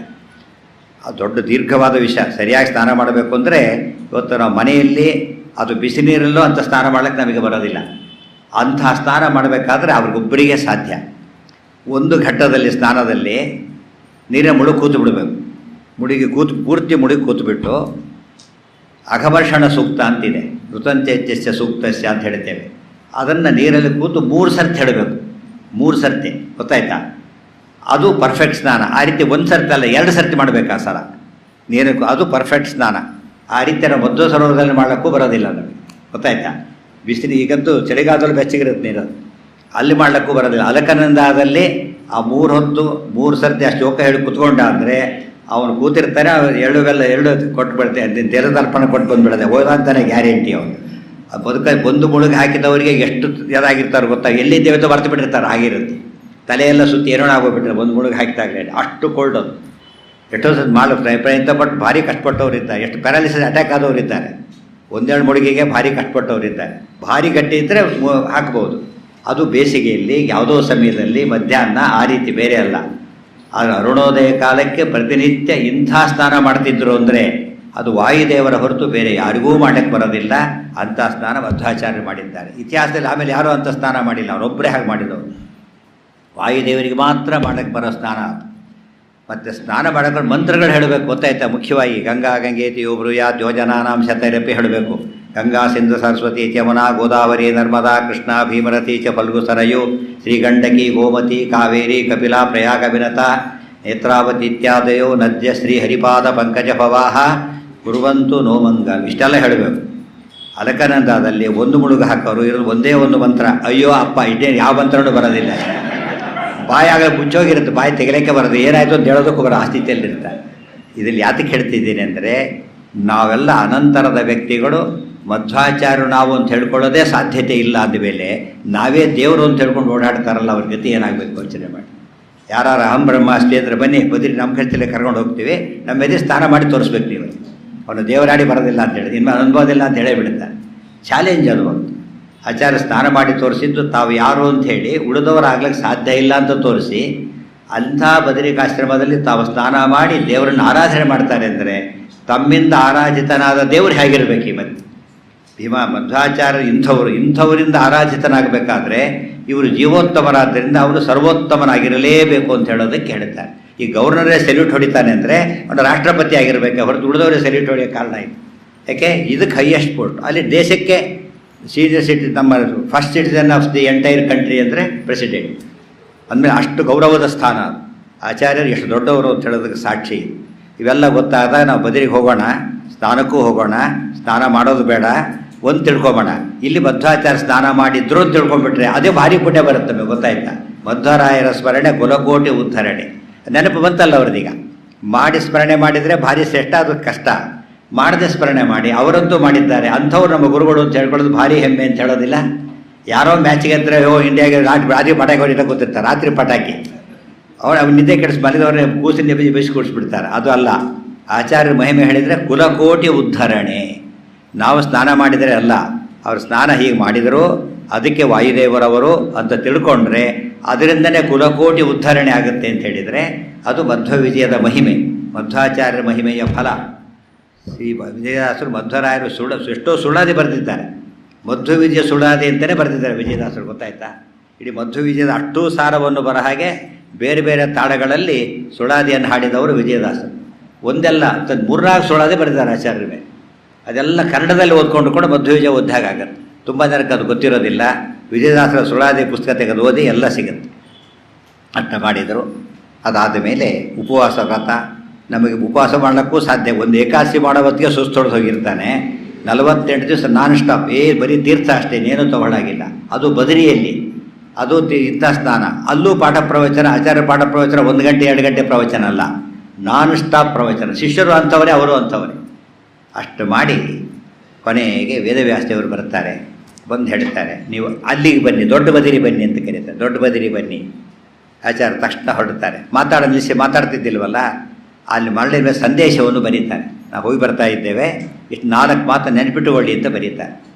ನೇದೃಶ್ಯಂ ಸ್ಥಳಮಲಂ ಶಮಲಘ್ನಂ ನಾಸ್ಯ ತೀರ್ಥ ಸಲಿಲಸ್ಯ ಸಮಂ ವಾಹ ನಾಸ್ತಿ ವಿಷ್ಣು ಸದೃಶಂ ನನು ದೈವಂ ನಾಸ್ಮದುಕ್ತಿ ಸದೃಶಂ ಹಿತರೂಪಂ. 4 ಮಾತಿದೆ. ನೇದೃಶ್ಯಂ ಸ್ಥಳಮಲಂ ಶಮಲಘ್ನಂ. ಈ ಬದರಿ ಕ್ಷೇತ್ರಕ್ಕೆ ಸಮರಾದ ಮತ್ತೊಂದು ಕ್ಷೇತ್ರ ಇಲ್ಲ. ಅದಕ್ಕೆ ಬದರಿ ಯಾತ್ರೆ ಅಂದರೆ ಹೈಯೆಸ್ಟ್ ಯಾತ್ರೆ. ನಮ್ಮಲ್ಲಿ ಬದರಿ ಯಾತ್ರೆ ಮಾಡಿದ್ದಾರೆ ಅಂದರೆ ದೊಡ್ಡ ಯಾತ್ರೆ ಮಾಡಿದ್ದಾರೆ ಅಂತ ಅರ್ಥ. ನಾಸ್ಯ ತೀರ್ಥ ಸಲಿಲಸ್ಯ ಸಮಂ ವಾಹ. ಇಲ್ಲಿಯ ಗಂಗಾ ನದಿ ಇದೆಯಲ್ಲ, ಇದು ಹೈಯೆಸ್ಟ್ ತೀರ್ಥ. ನಗಂಗಾ ಸದೃಶಂ ತೀರ್ಥಂ. ಬದರಿಗಿಂತ ದೊಡ್ಡ ಕ್ಷೇತ್ರ ಇಲ್ಲ, ಗಂಗೆಗಿಂತ ದೊಡ್ಡ ತೀರ್ಥ ಇಲ್ಲ. ನಾಸ್ತಿ ವಿಷ್ಣು ಸದೃಶಂ ನನು ದೈವಂ. ಹರಿ ಸರ್ವೋತ್ತಮ, ಇನ್ನೊಬ್ಬ ಸರ್ವೋತ್ತಮ ದೇವತೆ ಇಲ್ಲ, ಹರಿಯೇ ಸರ್ವೋತ್ತಮ. ನಾಸ್ಮದುಕ್ತಿ ಸದೃಶಂ ಹಿತರೂಪಂ. ಮೋಕ್ಷವನ್ನು ಪಡೀಲಿಕ್ಕೆ ನಮ್ಮ ಉಪದೇಶದ ಹೊರತು ಬೇರೊಂದು ದಾರಿ ಇಲ್ಲ ಅಂತ ಹೇಳಿ ಅದು ಬರೆದರು. ಶಿಷ್ಯರು ನೋಡಿದರು, ಸಂದೇಶ ಕೇಳಿ ಭಾರಿ ಖುಷಿಯಾಯಿತು. ಸಂದೇಶ ಬರೆದು ಹೊರಟಿದ್ದಾರೆ ಆಚಾರ್ಯರು ಅಂದಾಗ ಭಾರಿ ದುಃಖ ಆಯಿತು. ಬದರಿಗೆ ಹೊರಟಿದ್ದಾರೆ, ಇವರಂತೂ ಹೋಗೋ ಚಾನ್ಸ್ ಇಲ್ಲ ಯಾರು ಕೂಡ. ಆಚಾರ್ಯ ಒಬ್ಬರಿಗೆ ಹೋಗ್ಲಿಕ್ಕೆ ಸಾಧ್ಯ, ಬೇರೆಯವರಿಗೆ ಸಾಧ್ಯ ಇಲ್ಲ. ನರಾಗಮ್ಯಾಂ ನಡಿನೀಮೇತ್ಯ ಅಂತ ಹೇಳಬೇಕಾದ್ರೆ ಮನುಷ್ಯರಿಗೆ ಅದು ಅಗೋಚರವಾದದ್ದು, ಕಾಣೋದಿಲ್ಲ, ಹೋಗ್ಲಿಕ್ಕೆ ಬರೋದಿಲ್ಲ ಅಂಥ ಕ್ಷೇತ್ರಕ್ಕೆ ಆಚಾರ್ಯ ಒಬ್ಬರೇ ಹೊರಟರು. ಶಿಷ್ಯರೆಲ್ಲ ಅನ್ಕೋತಾರೆ, ನಿಮ್ಮನ್ನು ಬಿಟ್ಟು ನಾವು ಹೇಗಿರೋದು ಅಂತ ಅನ್ಕೋತಿದ್ದಾರೆ. ಆದರೆ ಬಾಯಿ ಬಿಟ್ಟು ಹೇಳೋಕ್ಕೆ ಹೋಗಲಿಲ್ಲ. ಎಲ್ಲಿ ಗುರುಗಳ ಮುಂದೆ ನಾವು ಬೇರೆ ಮಾತಾಡಿದ್ವಿ ಅಂತ ಆಗುತ್ತೋ ಅಂತ ಹೇಳಿ ಸುಮ್ಮನೆ ನಮಸ್ಕಾರ ಮಾಡಿ ಕೊಡ್ತಾರೆ. ಆಚಾರ್ಯದಿಂದ ಹೊರಡ್ತಾ ಇದ್ದಾರೆ. ಒಂದು ಹೊರಟುಬಿಟ್ಟು ಆ ಕಡೆ ಬದರಿಯಿಂದ ಮುಂದೆ ಹೋಗೋದು ಯೋಚನೆ ಮಾಡೋದು ಕಷ್ಟ. ಅಲ್ಲಿ ಹೋದ ಮೊದಲು ಮಾತು ವಾಪಸ್ ಹೋಗೋಣ ಅಂತ ಎಲ್ಲರೂ ಕೂಡ ಹೊರತು ಮುಂದೆ ಹೋಗೋಣ ಅಂತ ಯಾರು ಮಾತಾಡೋದಿಲ್ಲ. ಅಲ್ಲಿ ಹೋಗೋದು ಅಷ್ಟು ಸುಲಭ ಸಾಧ್ಯ ಅಲ್ವೇ ಅಲ್ಲ. ಅದು ಭಾರಿ ಮೂಲ ಹೋಗಬೇಕು ಅಂತಂದಲ್ಲ. ಕೈಲಾಸ ಅಂತಿದೆಯಲ್ಲ, ಇವತ್ತು ಮಾನಸ ಸರೋವರ ಕೈಲಾಸ ಇದೆಯಲ್ಲ, ಕೈಲಾಸ ದಾಟಿದ ದೊಡ್ಡ ಬದರಿ ಇರೋದು. ಕೈಲಾಸ ಪರ್ವತಕ್ಕೆ ಹೋಗಲಿಕ್ಕೆ ನಮಗೆ ಆಗೋದಿಲ್ಲ, ಇನ್ನು ದೊಡ್ಡ ಬದರಿಗೆ ಹೋಗೋದಂತೂ ಅಸಾಧ್ಯ. ಅದು ಹೋದರೂ ನಾವು ಅಕಸ್ಮಾತ್ ಫ್ಲೈಟ್ ಗೀಟಲ್ಲಿ ಹೋದರೆ ಹೋಗಕ್ಕೆ ಬರೋದಿಲ್ಲ, ಬೈ ಚಾನ್ಸ್ ಹೋದ್ರೆ ಕಣ್ಣಿಗೆ ಕಾಣೋದಿಲ್ಲ ಅಂತ. ದೇವತೆಗಳಿಗೆ ಮಾತ್ರ ಕಾಣ್ತಕ್ಕಂಥ ಜಾಗ ಅದು. ಅಲ್ಲಿಗೆ ಆಚಾರ್ಯ ಹೊಡ್ತಾ ಇದ್ದಾರೆ. ಎಲ್ಲ ಶಿಷ್ಯರು ಕಾಯ್ತಾ ಕೂತ್ಕೊಂಡ್ರು. ಒಬ್ಬರು ಸತ್ಯತೀರ್ಥರು ಅನ್ನೋರು ಮಾತ್ರ ಬಿಟ್ಟಿರ್ಲಿಕ್ಕಾಗಲಿಲ್ಲ ಅವರಿಗೆ. ನಾನು ಆಚಾರ್ಯಿಂದ ಹೋಗಲೇಬೇಕು ಅಂಥೇಳಿ ಫಾಲೋ ಮಾಡೋಕ್ಕೆ ಶುರು ಮಾಡಿಬಿಟ್ರು. ಆಚಾರ್ಯ ಗೊತ್ತಿಲ್ಲ ಅಂತಲೇ ಫಾಲೋ ಮಾಡಿದ್ರು. ಆಚಾರ್ಯ ಗೊತ್ತಿದೆ, ಅವ್ರಿಗೆ ಗೊತ್ತಿಲ್ಲದೆ ಹೋದರೆ ಮನುಷ್ಯ ಬದುಕೋದೇ ಇಲ್ಲ, ಅವರಿಂದ ತಾನೇ ಬದುಕೋದು. ಅವ್ರಿಗೆ ಗೊತ್ತಿದೆ, ಅವ್ರಿಗೆ ಗೊತ್ತಿಲ್ಲ ಆದರೂ ಹೋಗ್ತಾ ಇದ್ದಾರೆ. ಬೆಳಗ್ಗೆ ಹೊರಟ್ರೆ ಆಚಾರ್ಯರು ಸಾಯಂಕಾಲದವರೆಗೂ ಹಿಂದೆ ಫಾಲೋ ಮಾಡ್ತಾ ಇದ್ದಾರೆ ಇವರು. ಆಚಾರ್ಯರು ಬೆಟ್ಟ ಹತ್ತಿಗೆ ಹೋಗ್ತಾ ಇದ್ದಾರೆ, ಬೆಟ್ಟ ಹತ್ಕೊಂಡು. ಆಗ ನೋಡಿ ಮೌಂಟೇನಿಯರ್ ಚಾರಣ ಬರುತ್ತಲ್ಲ, ಅದರಲ್ಲೂ ಆಚಾರ್ಯ ನಂಬರ್ 1. ಮತ್ತೆ ಯಾವುದೋ ಬೆಟ್ಟ ಹತ್ತೋದಲ್ಲ, ಯಾರೂ ಹತ್ತದ ಬೆಟ್ಟವನ್ನು ಹತ್ತಿ ಮುಂದೆ ಹೋದವರು ಆಚಾರ್ಯ. ಇವರು ಕಷ್ಟಪಟ್ಟು ಹೋಗ್ತಾರೆ. ಆದರೆ ಸಾಯಂಕಾಲದವರೆಗೆ ಹೋದರೆ ಆಚಾರ್ಯ ಎಲ್ಲೋ ಕಾಣ್ತಿದ್ದಾರೆ, ಇವರು ಇಲ್ಲಿದ್ದಾರೆ. ಹಿಂದಕ್ಕೆ ಹೋಗಲಿಕ್ಕೆ ಸಾಧ್ಯತೆ ಇಲ್ಲ, ತುಂಬ ದೂರ ಬಂದುಬಿಟ್ಟಿದ್ದಾರೆ. ಮುಂದೆ ಹೋಗ್ಲಿಕ್ಕೆ ಇಂಪಾಸಿಬಲ್ಲು, ಒಂದು ಹೆಜ್ಜೆ ಇಡಲಿಕ್ಕೂ ಸಾಧ್ಯ ಆಗ್ತಾ ಇಲ್ಲ. ಅಲ್ಲೆಲ್ಲ ಇಲ್ಲಿ ಏನು ಮಾಡಬೇಕು ಅವರಿಗೆ? ಆ ಗುರು ಅಷ್ಟು ಮುಂದೆ ಇದ್ದಾರೆ ಆಚಾರ್ಯರು. ಬೇರೆ ದಾರಿ ಇಲ್ಲ ಅಂತೇಳಿ ಜೋರಾಗಿ ಕೂಗ್ತಾರೆ ಆಚಾರ್ಯರೇ. ಮಾತಾಡೇಶ್ವರನ ಕೂಗ್ತಾರೆ. ಆಚಾರ್ಯ ಒಂದು ಸತಿ ತಿಂತಿರಿ ನೋಡ್ತಾರೆ. ಶಿಷ್ಯರ ಸ್ಥಿತಿ ನೋಡಿ ಕೈಯಿಂದ ಹೀಗಂತಾರೆ. ಏನು ಮ್ಯಾಜಿಕ್ ಗೊತ್ತಾಯ್ತಾ? ಅಲ್ಲಿಂದೊಂದು ಗಾಳಿ ಬರುತ್ತೆ, ಸತ್ಯತೀರ್ಥ ಮೇಲೆ ಕೆತ್ತಿಬಿಡುತ್ತೆ. ಹಾಗೇನೆ ಎತ್ಕೊಂಡು ಸೀದಾ ತಂದು ಬದರಿ ಎಲ್ಲರೂ ಇದ್ರಲ್ಲ ಅಲ್ಲಿ ಅಷ್ಟು ಇಳಿಸಿ ಮುಂದೆ ಹೋಗಿಬಿಡುತ್ತೆ. ಹಾಗೆ ಆಚಾರ್ಯ ಹೀಗಂದ್ರೆ ಸಾಕು. ಎಂಥ ಶಕ್ತಿ ಆಚಾರ್ಯರು. ಆಚಾರ್ಯರು ವಾಯುದೇವರು. ಒಂದು ಸರ್ತಿ ಈಗ ಅವ್ರ ಶಿಷ್ಯ ಬಂದಿದ್ದಲ್ಲ, ವಾಪಸ್ ಕಳಿಸಿದ್ರು. ಅವ್ರ ಆಚಾರ್ಯರು ವಾಯುದೇವರು, ಅದಕ್ಕೆ ಫ್ಲೈಟಲ್ಲೇ ಕಳಿಸ್ಕೊಟ್ರು ವಾಪಸ್. ಅವ್ರು ಬ್ಯಾಚಿಂಗ್ ಆಗಿರ್ಬೇಕು, ಆಚಾರ್ಯ ನಡ್ಸ್ಕೊಂಡು ಕಳಿಸೋರಲ್ಲ. ಶಿಷ್ಯರು ಅವ್ರ ಪ್ರಯತ್ನಕ್ಕೆ ಅಪ್ರಿಷಿಯೇಟ್ ಮಾಡಿದರು. ಬಟ್ ಅವ್ರು ಬರಲಿಕ್ಕೆ ಸಾಧ್ಯ ಇಲ್ಲ, ಆದ್ದರಿಂದ ಕರ್ಕೊಂಡು ಹೋಗಲಿಲ್ಲ, ಸುರಕ್ಷಿತ ವಾಪಸ್ ಕಳಿಸಿದರು. ಅವ್ರು ನೋಡ್ತಾರೆ, ಅಲ್ಲಿವರೆಗೆ ಹೋಗಿದ್ದು ಒಂದು ಆಶ್ಚರ್ಯ. ಸೊ ಅಷ್ಟು ಬೇಗ ವಾಪಸ್ ಬಂದಿದ್ದು, ಇಡೀ ದಿವಸ ಹೋಗಿದ್ದ ದಾರಿನ ಒಂದು ಕ್ಷಣ ಮಾತ್ರ ವಾಪಸ್ ತಂದಿಟ್ಬಿಟ್ರು.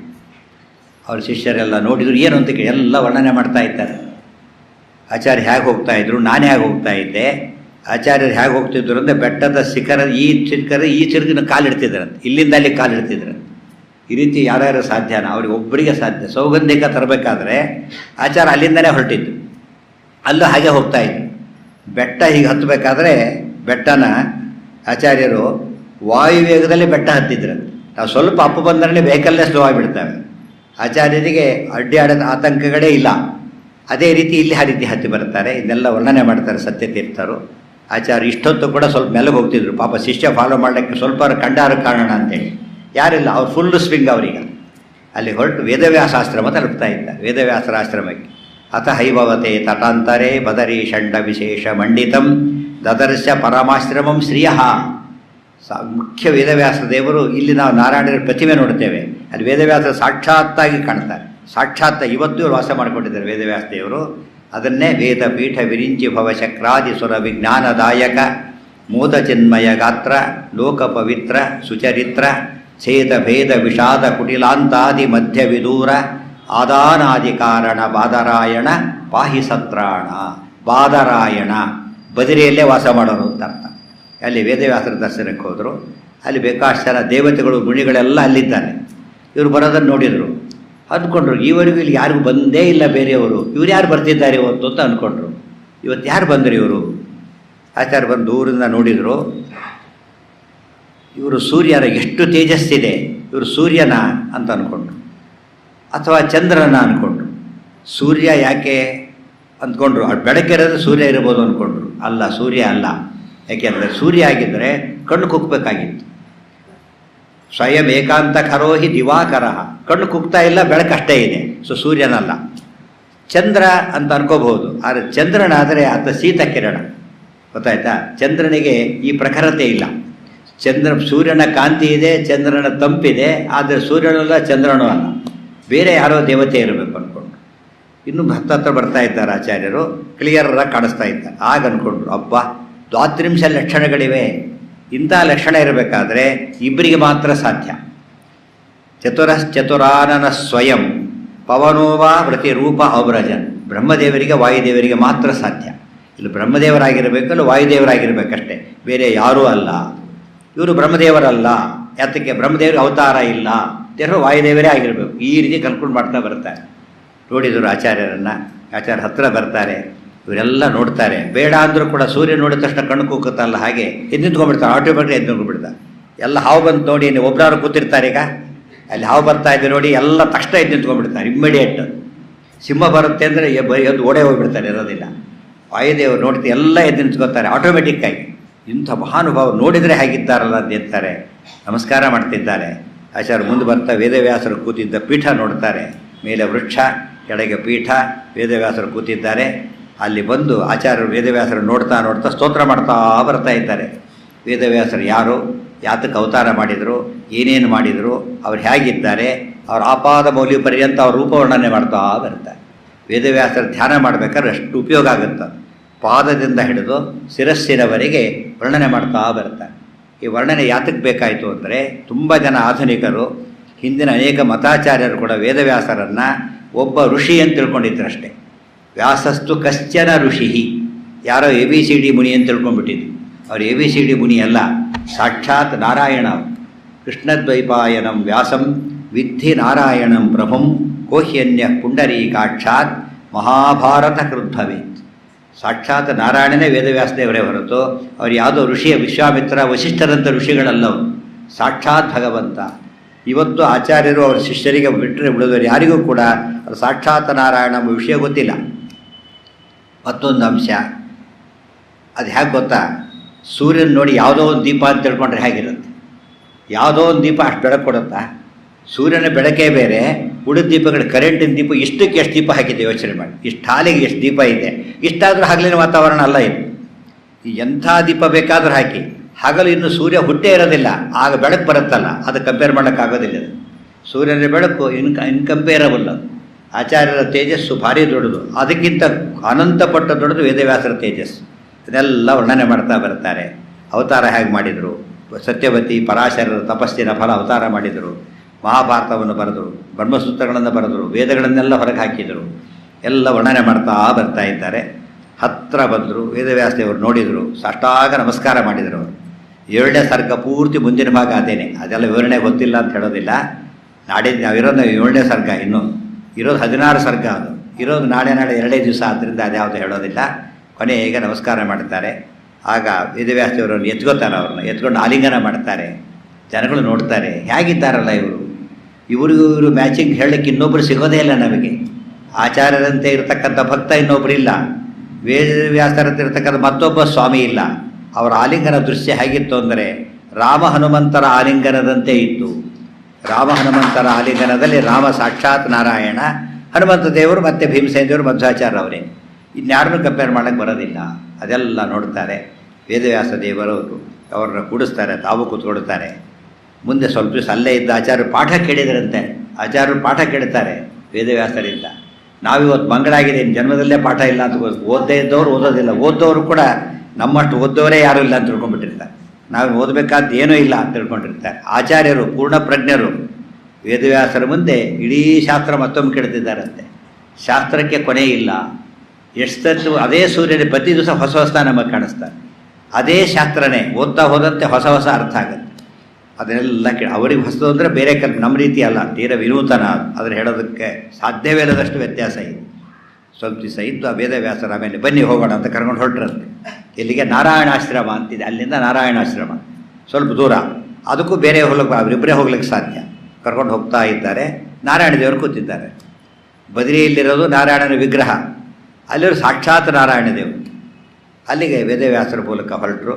ನಾರಾಯಣ ದೇವರು ನೋಡಿದ ತಕ್ಷಣ ಆಚಾರ್ಯರು ಮತ್ತೆ ಎಲ್ಲ ಅವತಾರಗಳ ಚಿಂತನೆ ಮಾಡಲಿಕ್ಕೆ ಶುರು ಮಾಡ್ತಾರೆ. ಈ ನಾರಾಯಣನೇ ಮತ್ಸ್ಯ, ಕೂರ್ಮ, ವರಾಹ, ನರಸಿಂಹ, ವಾಮನ, ಪರಶುರಾಮ, ರಾಮ, ಕೃಷ್ಣ, ಬುದ್ಧ, ಕಲ್ಕಿ ಮತ್ತು ದಶಾವತಾರಗಳು, ಕೇಶವಾದಿ ರೂಪಗಳು, ಅಜಾದಿ ರೂಪಗಳು, ಎಷ್ಟು ರೂಪ ಭಗವಂತ ಸ್ವೀಕಾರ ಮಾಡಿದ್ದಾನೆ. ಪರಮಾತ್ಮನೇ ಸತತ ಮೇಕರೂಪಿಣೇ, ದಶರೂಪಿಣೇ, ಶತಸಹಸ್ರರೂಪಿಣೇ, ಅವಿಕಾರಿಣೇ, ಸ್ಫುಟಮನಂತ ರೂಪಿಣೇ, ಸುಖಚಿತ್ ಸಮಸ್ತ ತನವೇ ನಮೋ ನಮಃ. ಆಚಾರ್ಯ ಮಾಡಿದ ಸ್ತೋತ್ರ ಅನ್ನೋಷ್ಟು ಅಪೂರ್ವವಾದ ಸ್ತೋತ್ರ. ಅದಿಷ್ಟನ್ನು ಮಾಡಿ ಅವರ ಹತ್ರ ಹೋಗಿ ನಮಸ್ಕಾರ ಮಾಡಿ ಕೊಡ್ತಾರೆ. ವೇದವ್ಯಾಸರು ನಾರಾಯಣ, ನಾರಾಯಣ ವೇದವ್ಯಾಸ ದೇವರು. ಕೃಷ್ಣನೂ ವೇದವ್ಯಾಸರು, ವೇದವ್ಯಾಸರು ಕೃಷ್ಣ, ಇಬ್ಬರು ಜೊತೆಗೆ ಕೊಡ್ತಿದ್ರು. ವೇದವ್ಯಾಸರು ಕೃಷ್ಣ, ಕೃಷ್ಣನೂ ಕೃಷ್ಣ, ಪರಶುರಾಮ ದೇವರು ಕೃಷ್ಣ. 3 ರೂಪದಿಂದ ಪಾಂಡವರ ಸಭೆಯಲ್ಲಿ ಕೊಡ್ತಾಯಿದ್ರು. ಇಲ್ಲಿ 2 ರೂಪದಿಂದ ಕೂತಿದ್ದಾರೆ. ಇಬ್ಬರು ಕೂತು ವೇದ ಆಚಾರ್ಯ ಹೇಳ್ತಾರೆ, ಆಚಾರ್ಯರೇ ನೀವು ಬಂದಿದ್ದೀರಿ, ಅವತಾರ ಮಾಡಿದ್ದೀರಿ, ಈಗ ನೀವೊಂದು ಕೆಲಸ ಹೇಳ್ತಾ ಇದ್ದೇವೆ.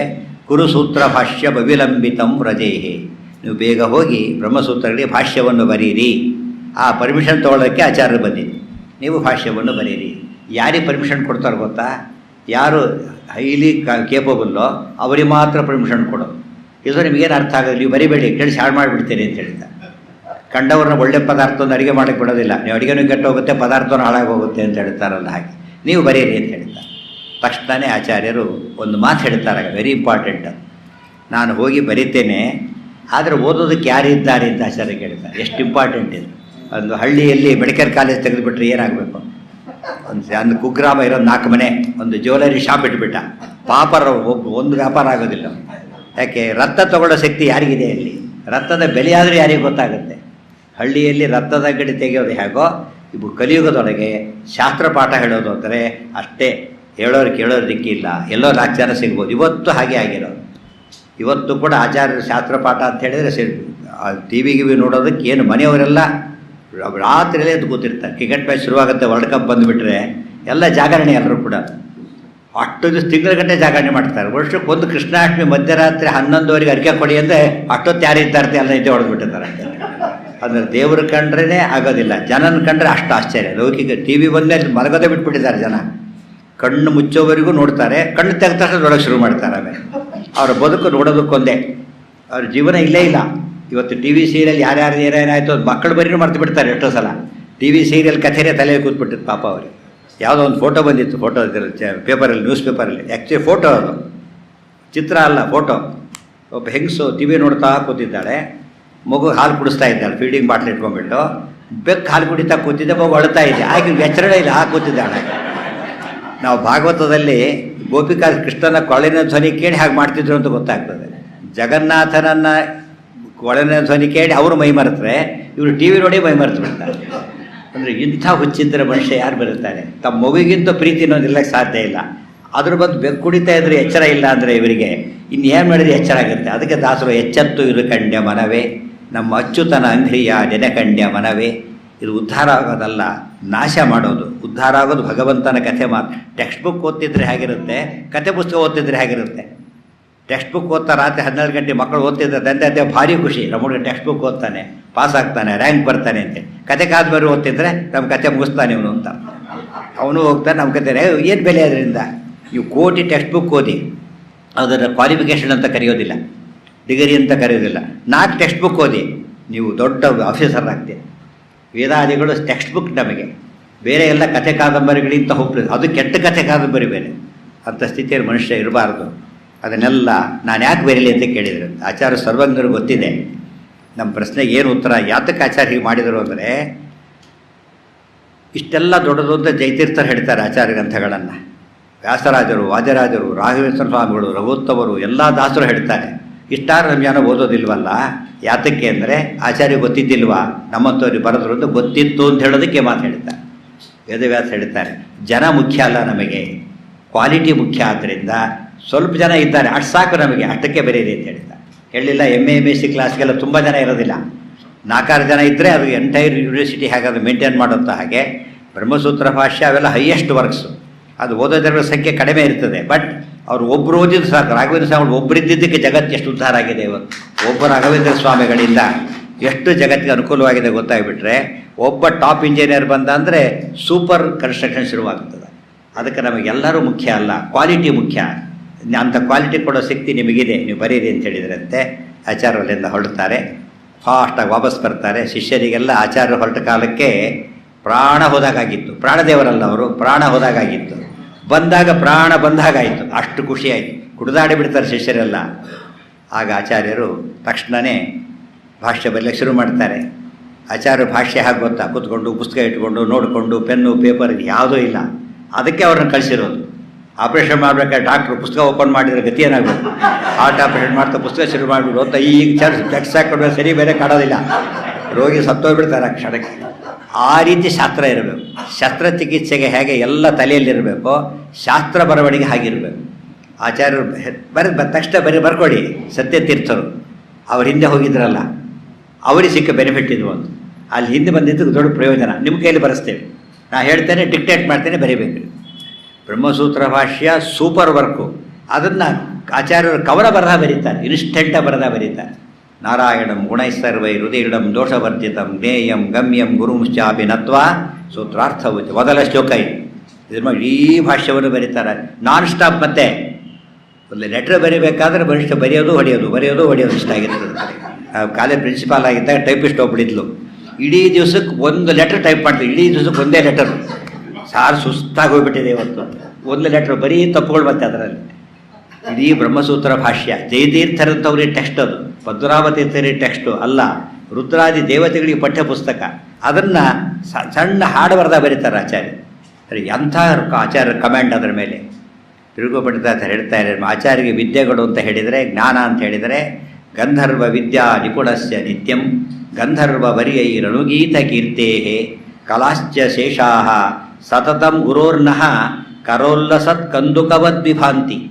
ನಮ್ಮ ಆಚಾರ್ಯ ಎಲ್ಲ ಶಾಸ್ತ್ರಗಳು ಅಂಗೈಲಿರ್ತಕ್ಕಂಥ ಚೆಂಡಿದ್ದ ಹಾಗೆ, ಅಷ್ಟು ಕ್ಲಿಯರಾಗಿ ಪ್ರತಿಯೊಂದು ಹೇಳ್ತಾರೆ. ಆ ಭಾಷೆ ಓದಬೇಕು, ಎಷ್ಟು ಕೊಟೇಶನ್, ಅಬ್ಬಾ ಆಶ್ಚರ್ಯನೇ ಆಶ್ಚರ್ಯ. ಅಷ್ಟು ಗ್ರಂಥ ಇರೋದೇ ಜಗತ್ತಿಗೆ ಗೊತ್ತಿರಲಿಲ್ಲ, ಅದನ್ನೆಲ್ಲ ಪಟ ಪಟ ಪಟ ಹೇಳ್ತಾ ಹೋಗ್ತಾರೆ ಆಚಾರ್ಯರು. ಅತ್ಯಪೂರ್ವವಾದ ಭಾಷ್ಯ. ಯಾವುದಕ್ಕೆ ದೈತ್ಯ ತತ್ವಪ್ರಕಾಶಿಕ ಬರೀತಾರಲ್ಲ ಅದು, ಯಾವುದಕ್ಕೆ ತಿರುಕೋಪಂಡಿತಾಚಾರ್ಯ ತತ್ವ ಪ್ರದೀಪ ಬರೀತಾರಲ್ಲ ಅದು, ಪದ್ಮನಾಭತೀರ್ಥ ಸತ್ತರಕ್ಕೆ ದೀಪಾವಳಿ ಬರೀತಾರೆ ಅದು, ರಾಯರು ಭಾವದೀಪ ಟಿಪ್ಪಣಿ ಬರೀತಾರೆ, ಆ ಗ್ರಂಥ ಹುಟ್ಟಿದ್ದು ಹಾಗೆ ನಾನ್ ಸ್ಟಾಪ್. ಒಂದು ಗಂಟೆಯಲ್ಲಿ ಮುಗಿದೋಯ್ತು ಭಾಷ್ಯ. ಏನು ಪುಣ್ಯ ಮಾಡಿದ್ರು ಸತ್ಯತೀರ್ಥರು. ಆಚಾರ್ಯ ಇಡೀ ಗ್ರಂಥ ಅಲ್ಲ, ಆ ಸರುಮೂಲ ಗ್ರಂಥಗಳಲ್ಲಿ ಯಾವುದಾದ್ರೂ ಗ್ರಂಥದ ಯಾವುದೇ ಒಂದು ಅಕ್ಷರವನ್ನು ಬರೆದರೆ ಎಷ್ಟು ಪುಣ್ಯ ಬರುತ್ತೆ ಅಂತ ಹೇಳ್ತಾರೆ. ಒಂದು ಅಕ್ಷರ ಬರೆದರೆ ಗಾಂಗ ಮಂಗಲ ತರಂಗ ಭಂಗದ ಪ್ರಾಂತ ಸುಶ್ರೀಹರಿ ವೇಶ್ಮಕೃತ್ ಸಮಃ ಯದ್ಗತೈಕತಮ ವರ್ಣಲೇಖಕ ಸತ್ಯತೀರ್ಥಯ್ಯ ಭಾಷ್ಯಮಾಲಿಖತ್. ಆಚಾರ್ಯರ ಸರುಮೂಲ ಗ್ರಂಥದಲ್ಲಿರೋ ಒಂದು ಅಕ್ಷರವನ್ನು ಬರೆದರೆ ನಮಗೆ ಬರೋ ಪುಣ್ಯ ಎಷ್ಟು ಅಂದರೆ, ಗಂಗಾ ನದಿಯ ಅಲೆಗಳು ತೀರಕ್ಕೆ ಅಪ್ಪಳಿಸ್ಬೇಕು. ಅಷ್ಟು ಹತ್ತಿರದಲ್ಲಿ ಗಂಗಾ ತೀರದೊಳಗೆ ವಿಷ್ಣು ದೇವಸ್ಥಾನವನ್ನು ಕಟ್ಟಿಸಿ ಶಾಸ್ತ್ರೋಕ್ತವಾಗಿ ಪ್ರತಿಷ್ಠಾಪನೆ ಮಾಡಿದರೆ ಎಷ್ಟು ಪುಣ್ಯ ಬರುತ್ತೋ ಅಷ್ಟು ಪುಣ್ಯ ಒಂದು ಅಕ್ಷರ ಬರೆದ್ರೆ ಬರುತ್ತದೆ. ಇಡೀ ಬ್ರಹ್ಮಸೂತ್ರ ಭಾಷ್ಯ ಬರೆಸಿದ್ರು ಅವ್ರ ಕೈಲಿ ಅಂದರೆ ಸತ್ಯತೀರ್ಥರಿಗೆ ಎಷ್ಟು ಪುಣ್ಯ ಬಂದಿರಬೇಕು, ಲೇಖಕರಿಗೆ ಎಷ್ಟು ಪುಣ್ಯ ಬರೆದ್ರೆ ಬರೆದ ಆಚಾರ ಕೆಪಾಸಿಟಿ ಎಷ್ಟಿರಬೇಕು. ಅವ್ರ ಪುಣ್ಯ ಯಾಕೆ ಹೇಳಲಿಲ್ಲ ಅನ್ನೋ ಲೆಕ್ಕನೇ ಸಿಗೋದಿಲ್ಲ ಅಂತಂದು ಹೇಳೋಕ್ಕೆ ಹೋಗಿ ಇಮ್ಯಾಜಿನ್ ಮಾಡಲಿಕ್ಕೆ ಸಾಧ್ಯ ಇಲ್ಲ. ಅಂಥ ಭಾಷ್ಯದ ಪ್ರತಿಪಾದಿತನಾದ ಪರಮಾತ್ಮ ಎಂಥ ಗುಣಪೂರ್ಣನಾಗಿರಬೇಕು. ಅದನ್ನೆಲ್ಲ ಬರೀತಾರೆ. ಅಲ್ಲಿ ಹೇಳ್ತಾರೆ ಸತ್ಯತೀರ್ಥಯ್ಯ ಭಾಷ್ಯ ಮಾಲಿಕತ್. ಅದನ್ನು ಬರೆದರು ಆಚಾರ್ಯ. ತಕ್ಷಣ ಇನ್ನು ಉಡುಪಿಗೆ ಹೋಗೋಣ ಅಂತ ಹೊರಟು ನಿಂತ್ಕೊಂಡು, ಆಗ ಅಲ್ಲಿ ಒಂದು ಅಗ್ನಿಶರ್ಮ ಮೊದಲಾದ ಒಂದು 8-10 ಜನ ಶುದ್ಧ ಬ್ರಾಹ್ಮಣರು ವಾಸ ಮಾಡ್ಕೊಂಡಿದ್ದ ಜಾಗದಲ್ಲಿ ಆಚಾರ್ಯ ಭಿಕ್ಷೆ ಮಾಡಿಸ್ಬೇಕು ಅಂತ ಕಾಯ್ತಾ ಇದ್ರು ಎಲ್ಲರೂ ಕೂಡ. ಆದರೆ ಆಚಾರ್ಯ ಬಂದಷ್ಟು ಉಪವಾಸ ಶುರು ಮಾಡಿಬಿಟ್ರು, ಭಿಕ್ಷೆ ಮಾಡೋಂಗಿಲ್ಲ, ಕಾಯ್ತಾ ಇದ್ದರು. ಈಗ ನಾವು ಹೊರಡ್ತೇವೆ ಅಂತ ಹೊರಟ್ಬಿಟ್ರು. ಏನು ಮಾಡಬೇಕು? ಅವ್ರು ಭಿಕ್ಷೆ ಮಾಡಿಸೋರು ಏನು ಮಾಡಬೇಕೀಗ? ನಮ್ಮೆಲ್ಲ ಭಿಕ್ಷೆ ಮಾಡಿಸ್ಲೇಬೇಕು, ಸ್ವೀಕಾರ ಮಾಡಬೇಕು ಅಂತ ಹಠ ಹಿಡಿದ್ಬಿಟ್ರು. ಆಚಾರ್ಯ ಹೇಳ್ತೀವಿ, ಎಷ್ಟು ಜನ ಇದ್ದೀರಿ? 8 ಜನ. ಆಯಿತು, ಇವತ್ತೇ ಒಂದೇ ಭಿಕ್ಷೆ ಎಲ್ಲ ತಯಾರು ಮಾಡಿ ಅಂತೇಳಿ. ನಮ್ಮಲ್ಲಿ ಮಾಸ್ ಭಿಕ್ಷೆಗಳಿದೆ, ಮಾಸ್ ಬಿಟ್ಟು 100-200 ಭಿಕ್ಷೆ ಬರೆಸಿಬಿಡ್ತಾರೆ. ಅದು ಸಾವಿರ ಊಟ ಮಾಡೋದು ಮಾತ್ರ, ಎಲ್ಲ ಊಟ ಮಾಡೋದಿಲ್ಲ, ಎಷ್ಟೋ ಅಷ್ಟೇ. ಆಚಾರ್ಯ ಹಾಗಲ್ಲ, ಎಲ್ಲ ಪ್ರತ್ಯೇಕ ಅಡಿಗೆ ತಂದಿಡಿ, ನೀವು ಅಷ್ಟು ಜನದ್ದು ತಂದಿಡಿ. ಸ್ವಾಮಿಳಿ ಭಿಕ್ಷೆ ಅಂದರೆ ಒಬ್ಬರಿಗೆಲ್ಲ, ಮಠ ಪರಿವಾರಕ್ಕೆಲ್ಲ ಆಗಬೇಕು. ಆಚಾರ್ಯ ದೊಡ್ಡ ಶಿಷ್ಯ ಪರಂಪರೆ, ಒಬ್ಬರು ಕೂಡ ರಾಶಿ ತಂದಿಡ್ತಾರೆ. ಆಚಾರ್ಯ ಏನು ಮಾಡಿದ್ರು ಗೊತ್ತಾ? ಶಿಷ್ಯರಿಗೆ ಪರಿವಾರ ಎಷ್ಟು ಬೇಕು ಅಷ್ಟು ಉಳಿಸಿ ಉಳಿದೆಲ್ಲ ತೊಗೊಂಡ್ಬಿಡ್ತಾರೆ. ಆಗಬೇಕು, ಯಾಕೆ ಅವ್ರಿಗೆ ಬೇಜಾರಾಗಬಾರ್ದಲ್ಲ, ತಂದವ್ರಿಗೆ ಬೇಜಾರಾಗಬಾರ್ದು. ಬಂಡಿ ಅನ್ನವ ಉಂಡಿತು ಕೂಸು, ಮತ್ತೊಮ್ಮೆ ತಾವು ವಾಯುದೇವರು ಅಂತ ಹೇಳ್ತಾರೆ. ಆಶ್ಚರ್ಯ ಅಂದರೆ ಬ್ರಹ್ಮಸೂತ್ರ ಭಾಷ್ಯ ಬರೆದ್ರು, ಕೊನೆಗೊಂದು ಶ್ಲೋಕ ಇದೆ, ಯಸ್ಯತ್ರೀಣ್ಯುದಿತಾನಿ ವೇದವಚನೆ ರೂಪಾಣಿ ದಿವ್ಯಾನ್ಯಲಂ ಬಟ್ ತದ್ದರ್ಶತ ಮಿಥಮೇವ ನಿಹಿತಂ ದೇವಸ್ಯ ಭರ್ಗೋ ಮಹತ್ ವಾಯೋ ರಾಮವಚೋ ನಯಂ ಪ್ರಥಮಕಂ ಪೃಷ್ಠೋ ದ್ವಿತೀಯಂ ವಪುಃ ಮಧ್ಯೋ ಯತ್ತು ತೃತೀಯವಕಂ ಕೃತಮಿದಂ ಭಾಷ್ಯಂ ಹರೌ ತೇನಹಿ. ಹನುಮಂತನಾಗಿ ರಾಮದೇವರ ಸೇವೆ ಮಾಡಿದ, ಭೀಮಸೇನನಾಗಿ ಕೃಷ್ಣದೇವರ ಸೇವೆ ಮಾಡಿದ, ವಾಯುದೇವರೇ ಆದ ನಾವು ಮಧ್ವರೂಪದಿಂದ ಈ ಭಾಷ್ಯ ಬರೆದಿದ್ದೇವೆ ಅಂತ ಆಚಾರ್ಯ ಕೊನೆಗೆ ಎಂಡ್ ಮಾಡಿದ್ದಾರೆ. ಅವರೇ ಸ್ವರೂಪ ಹೇಳಿ, ಯಾವ ಮತಾಚಾರ್ಯ ತಮ್ಮ ಬಗ್ಗೆ ಹೇಳ್ಕೊಂಡಿಲ್ಲ, ಆಚಾರ್ಯ ಮಾತ್ರ ಹೇಳ್ತಾರೆ. ಅದನ್ನು ನಾನೇ ಭೀಮ ಅಂತ ಹೇಳ್ಕೊಂಡ್ರಲ್ಲ, ಅನ್ನ ತೊಗೊಂಡ್ರಲ್ಲ, ಮ್ಯಾಚ್ ಆಯ್ತು ಇಮಿಡಿಯೇಟಾಗಿ. ಹೇಳೋದೊಂದು ಮಾಡೋದೊಂದಲ್ಲ, ಅಲ್ಲೇ ಪ್ರೂವ್ ಮಾಡಿ ತೋರಿಸ್ಬಿಟ್ರು ಆಚಾರ್ಯರು. ಅಲ್ಲಿಂದ ಹೊರಟರು ಫಾಸ್ಟಾಗಿ ಗೋದಾವರಿ ತಟಮಗಾದ ಅಲೇಶಧೀಹಿ, ಗೋದಾವರಿಗೆ ಬರ್ತಾರೆ. ಗಂಗೆಯಿಂದ ಗೋದಾವರಿಗೆ ಬಂದರು ಆಚಾರ್ಯ. ಅದು ಒಂದು ಅನೇಕ ಕ್ಷೇತ್ರವಿದೆ, ರಾಜಮಹೇಂದ್ರವರಿಗೆ ಆಧಾರ ಆಗಿರ್ಬೋದು, ಯಾವುದೋ ಅಂತ ಅಲ್ಲಿ ಹೆಸರು ಹೇಳಿಲ್ಲ. ಅಲ್ಲಿ ಬಂದಾಗ ದೊಡ್ಡ ಒಂದು ವಿದ್ವತ್ಸಭೆ, ಸಾವಿರಾರು ಪಂಡಿತರುಗಳು, ಹಿಂದೆ ಅಂಥ ವಾತಾವರಣ ಇತ್ತು, ಈಗ ಅದೆಲ್ಲ ಹೋಗಿಬಿಟ್ಟಿದೆ. ಸಾವಿರಾರು ಆಗಿರೋ ಪಂಡಿತರು ಅಂದರೆ ಪುಸ್ತಕ ನೋಡಿದರೆ ಪಾಂಡಿತ್ಯನೇ ಅಲ್ಲ, ಎಲ್ಲ ಬಾಯಲ್ಲಿ ಅಂಥ ಪಂಡಿತರು, ವೇದಾದಿಗಳು ಬಾಯಲ್ಲಿ ಹೇಳೋರು. ಅಂಥ ರಾಶಿ ರಾಶಿ ಪಂಡಿತರಿದ್ದಾರೆ. ಆಚಾರ್ಯ ಅಲ್ಲಿಗೆ ಬರ್ತಾರೆ. ಅವ್ರು ಬರೋದಕ್ಕಿಂತ ಮುಂಚೆ ಅವ್ರ ಕೀರ್ತಿ ಬಂದಾಗಿತ್ತಂತಾಗಲೇ. ಪೂರ್ಣಪ್ರಜ್ಞರು ಮಧ್ವಾಚಾರ್ಯ ಇದ್ದಾರೆ, ಅವರಿಗೆ ಗೊತ್ತಿಲ್ಲದ್ದೇ ಇಲ್ಲ. ಅವರು ಎಂಥದ್ದು ಪ್ರಶ್ನೆಗೂ ಯಾರು ಕೇಳಿದ್ರು ತಕ್ಷಣ ಉತ್ತರ ಕೊಡ್ತಾರೆ ಅಂತ ಗೊತ್ತಿತ್ತು. ಸಭೆಯಲ್ಲಿ ದೊಡ್ಡ ಸಭೆ, ದೊಡ್ಡ ಒಂದು ವೇದಿಕೆ, ಅದರಲ್ಲಿ 14 ಮಣೆ ಹಾಕಿದ್ರಂತೆ. 14 ಮಣೆಗಳು ಹಾಕಿರ್ತಾರೆ. 14 ಮಣೆ ಯಾತಕ್ಕೆ ಅಂದರೆ ಒಂದೊಂದು ಮಣೆ ಮೇಲೆ ಕೊಡಬೇಕಾದ್ರೆ 14 ಶಾಸ್ತ್ರ ಓದಿರ್ಬೇಕು ಅವರು. ಈ ಡ್ರೈವರ್ ಸೀಟ್ ಇರುತ್ತೆ, ಯಾರೋ ಕೊಡೋಗಿಲ್ಲ, ಡ್ರೈವಿಂಗ್ ಬಂದವ್ರು ಮಾತ್ರ ಕೊಡಬೇಕಲ್ಲಿ. ಉಳಿದವ್ರು ಕೂತ್ರೆ ಉಳಿದವ್ರು ಎಲ್ಲ ಹಿಡಿದೋಗ್ಬಿಡ್ತಾರೆ, ಯಾರೂ ಕೊಡೋದಿಲ್ಲ. ಅಂಥವ್ರು ಮಾತ್ರ ಕೊಡಲಿಕ್ಕೆ ಎಲಿಜಿಬಲ್ ಅದು. ಅಂಥ 14 ಮಣೆಯಲ್ಲಿ ಒಬ್ಬರು ಕೂತು 13 ಮಣೆ ಖಾಲಿ ಇದ್ವಂತೆ. ಅವರೇ ಶೋಭನ ಭಟ್ಟರು ಅಂತ ಮಹಾನುಭಾವರು ಕೂತಿದ್ರು. ಆಚಾರ್ಯರು ಬಂದರು. ಆಚಾರ್ಯರು ಕೇಳಿದ್ರು ಎಲ್ಲರೂ ಕೂಡ.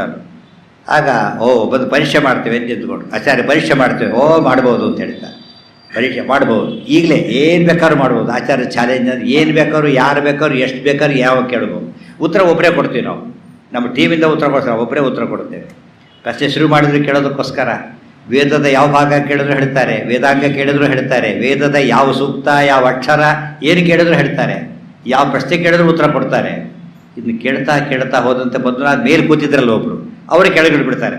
ನೀವೊಬ್ಬರೇ ಕೂಡ್ಲಕ್ಕೆ ಲಾಯಕ, ನನಗೆ ಯೋಗ್ಯತೆ ಇಲ್ಲದ ಮೇಲೆ ಕೂತ್ಬಿಟ್ರಂತೆ. ಆಚಾರ್ಯ ಕುಡಿಸಿದ್ರಂತೆ. ಅಷ್ಟು ಜನ ಸೋತೋದು. ಆಗ ಅವ್ರು ಹೇಳ್ತಾರೆ, ಹೇಳ್ತಾರೆ ಅವರು ಶೋಭನ ಭಟ್ಟ ಅಂತ ಅವ್ರ ಹೆಸರು. ಹೇಳ್ತಾರೆ, ನಿಮ್ಮಂಥವ್ರು ನೋಡಿರಲಿಲ್ಲ ನಾನು ಭಾರಿ ಪಂಡಿತ, ಭಾರಿ ವಿದ್ವಾಂಸ, ನನಗೆ ಎಷ್ಟೋ ಸಂಶಯಗಳಿದ್ವು. ನಿಮ್ಮ ಮಾತು ಕೇಳಿದಾಗ ಎಲ್ಲ ಸಂಶಯ ನನಗೆ ಹೋಯಿತು ಅಂತ ಹೇಳ್ತಾರೆ.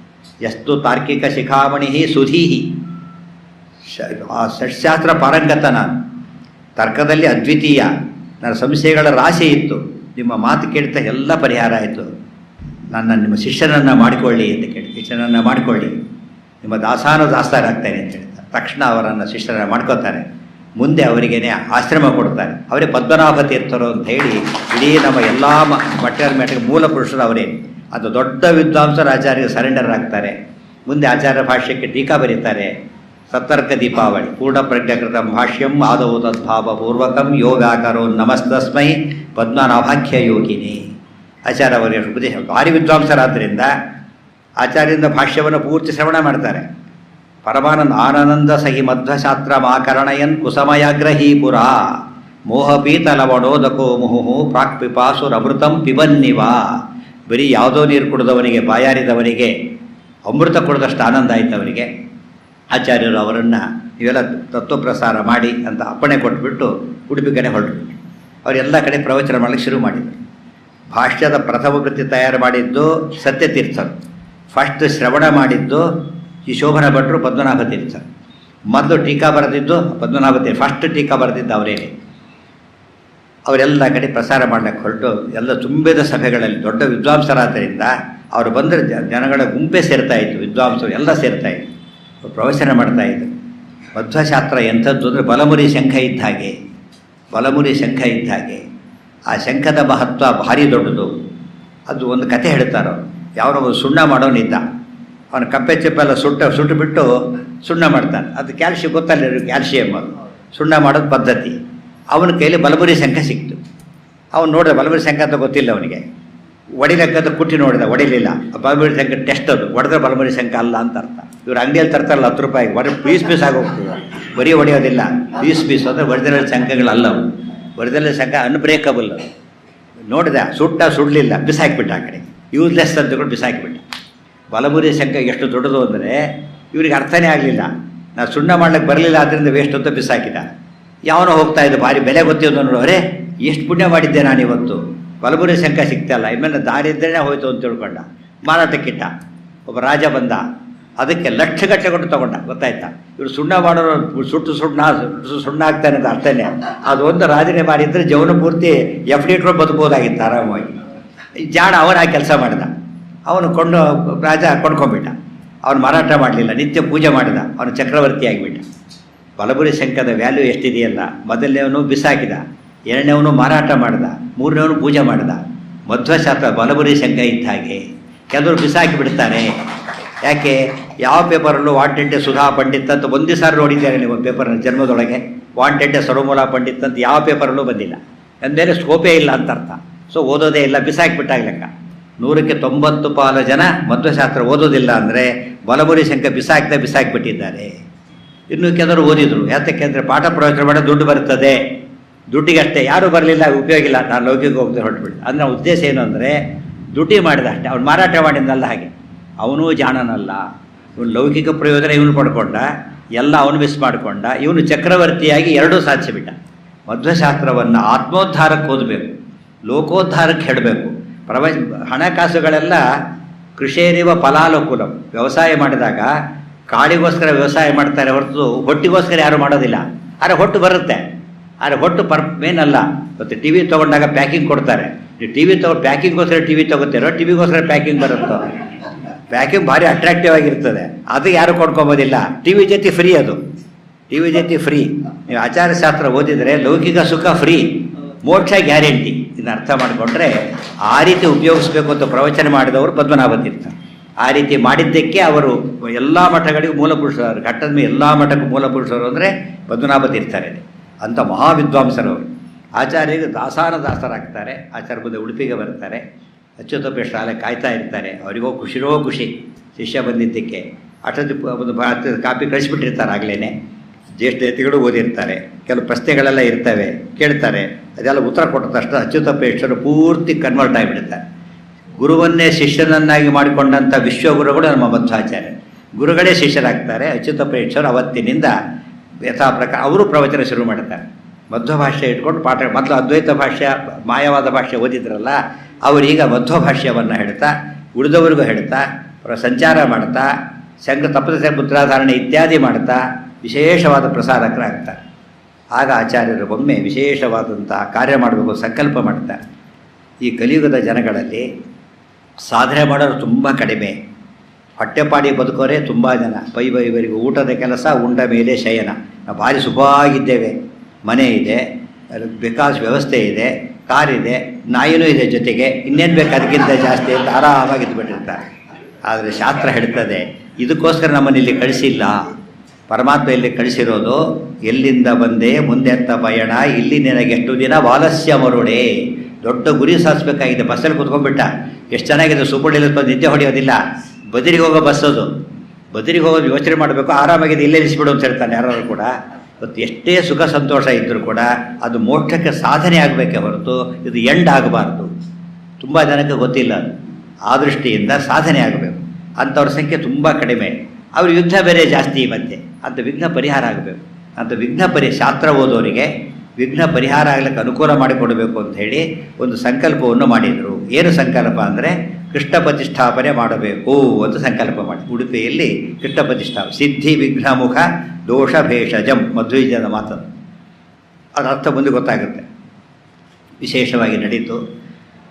ಹೊರಟರು ಆಚಾರ್ಯರು. ಒಂದು ದಿವಸ ಉಡುಪಿಯಿಂದ ಹೊರಟರು, ಮಲ್ಪೆ ಸಮುದ್ರ ತೀರಕ್ಕೆ ಹೊರಟರು.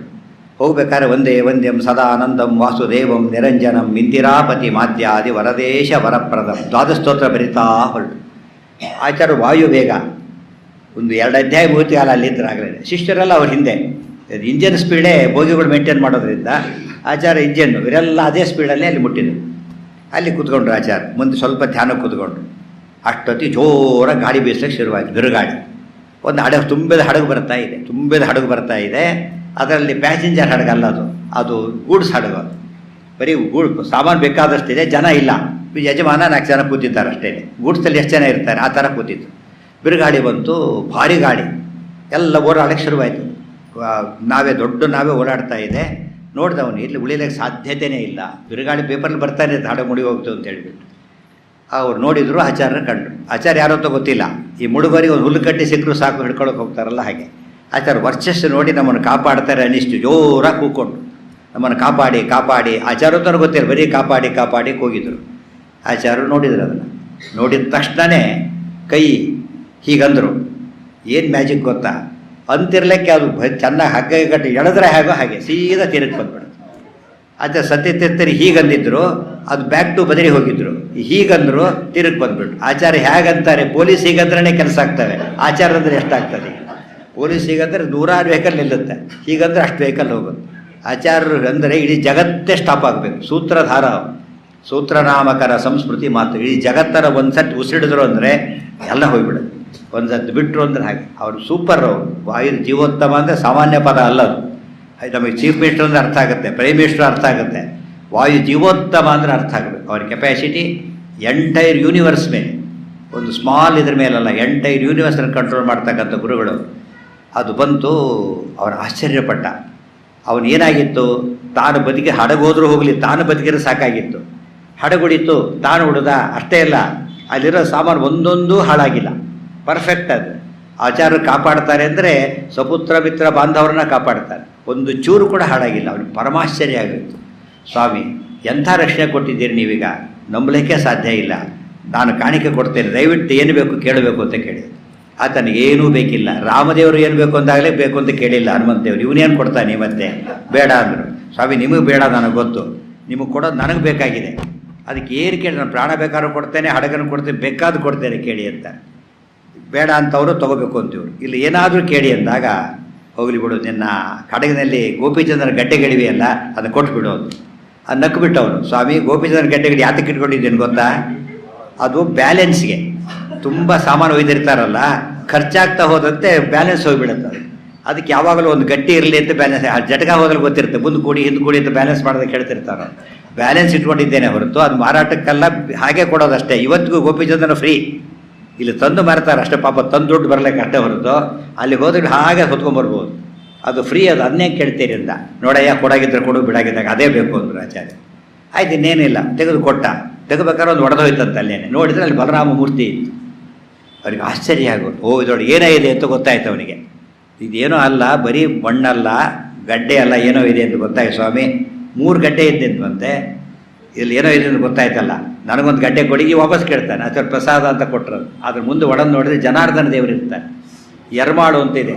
ನಾವು ಉಡುಪಿಯಿಂದ ಈ ಕಡೆ ಬರ್ಬೇಕಾದ್ರೆ ಮಂಗಳೂರು ಬರೋದಾಗಲಿ ಎರ್ಮಾಳು ಅಂತಿದೆ, ಅಲ್ಲಿ ಪ್ರತಿಷ್ಠಾಪನೆ ಮಾಡಿಸಿ. ಆ ಊರಿನವನು ಅಲ್ಲಿ ಪ್ರತಿಷ್ಠಾಪನೆ ಮಾಡಿಸ್ಕೊಂಡ. ಮುಂದೊಂದು ಇತ್ತಲ್ಲ, ಅದರಿಂದ ಕೃಷ್ಣ ಬರ್ತಾರೆ. ಆಗ ಆಚಾರ್ಯ ದೇವಕಿ ನಂದನ ನಂದಕುಮಾರ ಬೃಂದಾವನಾಂಚನ ಗೋಕುಲ ಚಂದ್ರ 5 ಅಧ್ಯಾಯ ಮುಗಿದಿತ್ತು. 6ನೇ ಅಧ್ಯಾಯ ಬರೀತಾರೆ. ಅಲ್ಲಿಂದ ಕೃಷ್ಣ ಸ್ತೋತ್ರ ಮಾಡ್ತಾ ಇರ್ತಾರೆ. ಇಲ್ಲಿ ದ್ವಾದಶ ಸ್ತೋತ್ರ ಪವರ್ ನೋಡಬೇಕು. ಇಡೀ ದ್ವಾದಶ ಸ್ತೋತ್ರ ಆಚಾರ್ಯರು ಮಾಡಿಲ್ಲ, ಇನ್ನೂ ಬರೆದಿಲ್ಲ. 5 ಅಧ್ಯಾಯ ಬರೆಯೋ ಹೊತ್ತೇ ಕೃಷ್ಣ ಬಂದೇ ಬಿಟ್ಟ. ಆಚಾರ್ಯರು 5 ಅಧ್ಯಾಯ ಬರೆಯೋ ಹೊತ್ತೇ ಕೃಷ್ಣ ಬಂದ. ನಾವು ನೈವೇದ್ಯ ಮಾಡ್ಬೇಕಾದ್ರೆ ಯಾತಕ್ಕಂದು ಹೇಳ್ತೇವೆ ಅಂದರೆ, 5 ಅಧ್ಯಾಯ ಹೇಳೋ ಹೊತ್ತಿಗೆ ಭಗವಂತ ಬಂದ್ಬಿಟ್ಟಿರ್ತಾನೆ ಆಗಲೇ ನೈವೇದ್ಯ ಸ್ವೀಕಾರ ಮಾಡಲಿಕ್ಕೆ. ಮುಗಿದ ಮೇಲಲ್ಲ, ಅರ್ಥ ಆಗ್ತಿರ್ಲಿಕ್ಕೆ. ಅದಕ್ಕೆ ಸಿದ್ಧಿ ಅಂತ ಸ್ತೋತ್ರ ಮತ್ತೊಂದಿಲ್ಲ. ವಿಷ್ಣು ಸಹಸ್ರನಾಮ ದ್ವಾದಶ ಸ್ತೋತ್ರ 2 ಬಂತು ಅಂದರೆ ನಮ್ಮ ಜೀವನದಲ್ಲಿ ಎಲ್ಲ ಸ್ತೋತ್ರ ಬರೋದು ಒಂದೇ, ಅವು 2 ಬರೋದು ಒಂದೇ. ಯಾರು ಕೇಳಿ 2 ಬಿಟ್ಟು ಎಲ್ಲ ಬರುತ್ತೆ ಅಂತಿರ್ತಾರಪ್ಪ. 2 ಬಿಟ್ಟು ಎಲ್ಲ ಬರುತ್ತೆ ಅಂದರೆ ನಿಮಗೆ ಬೇಸಿಕ್ಕೇ ಗೊತ್ತಿಲ್ಲ ಅಂತ ಅರ್ಥ. ಅದ್ಭುತ ಸ್ತೋತ್ರ ಅದು. ಅದ್ರ ಬಗ್ಗೆ ಮುಂದೆ ನೋಡೋಣಂತೆ. ಆಚಾರ್ಯರು ಅಷ್ಟು ಮಾಡಿ ಅಲ್ಲಿಂದ ಹೊರಟು. ಇಲ್ಲೊಂದು ದೊಡ್ಡ ತತ್ವ ಇದೆ.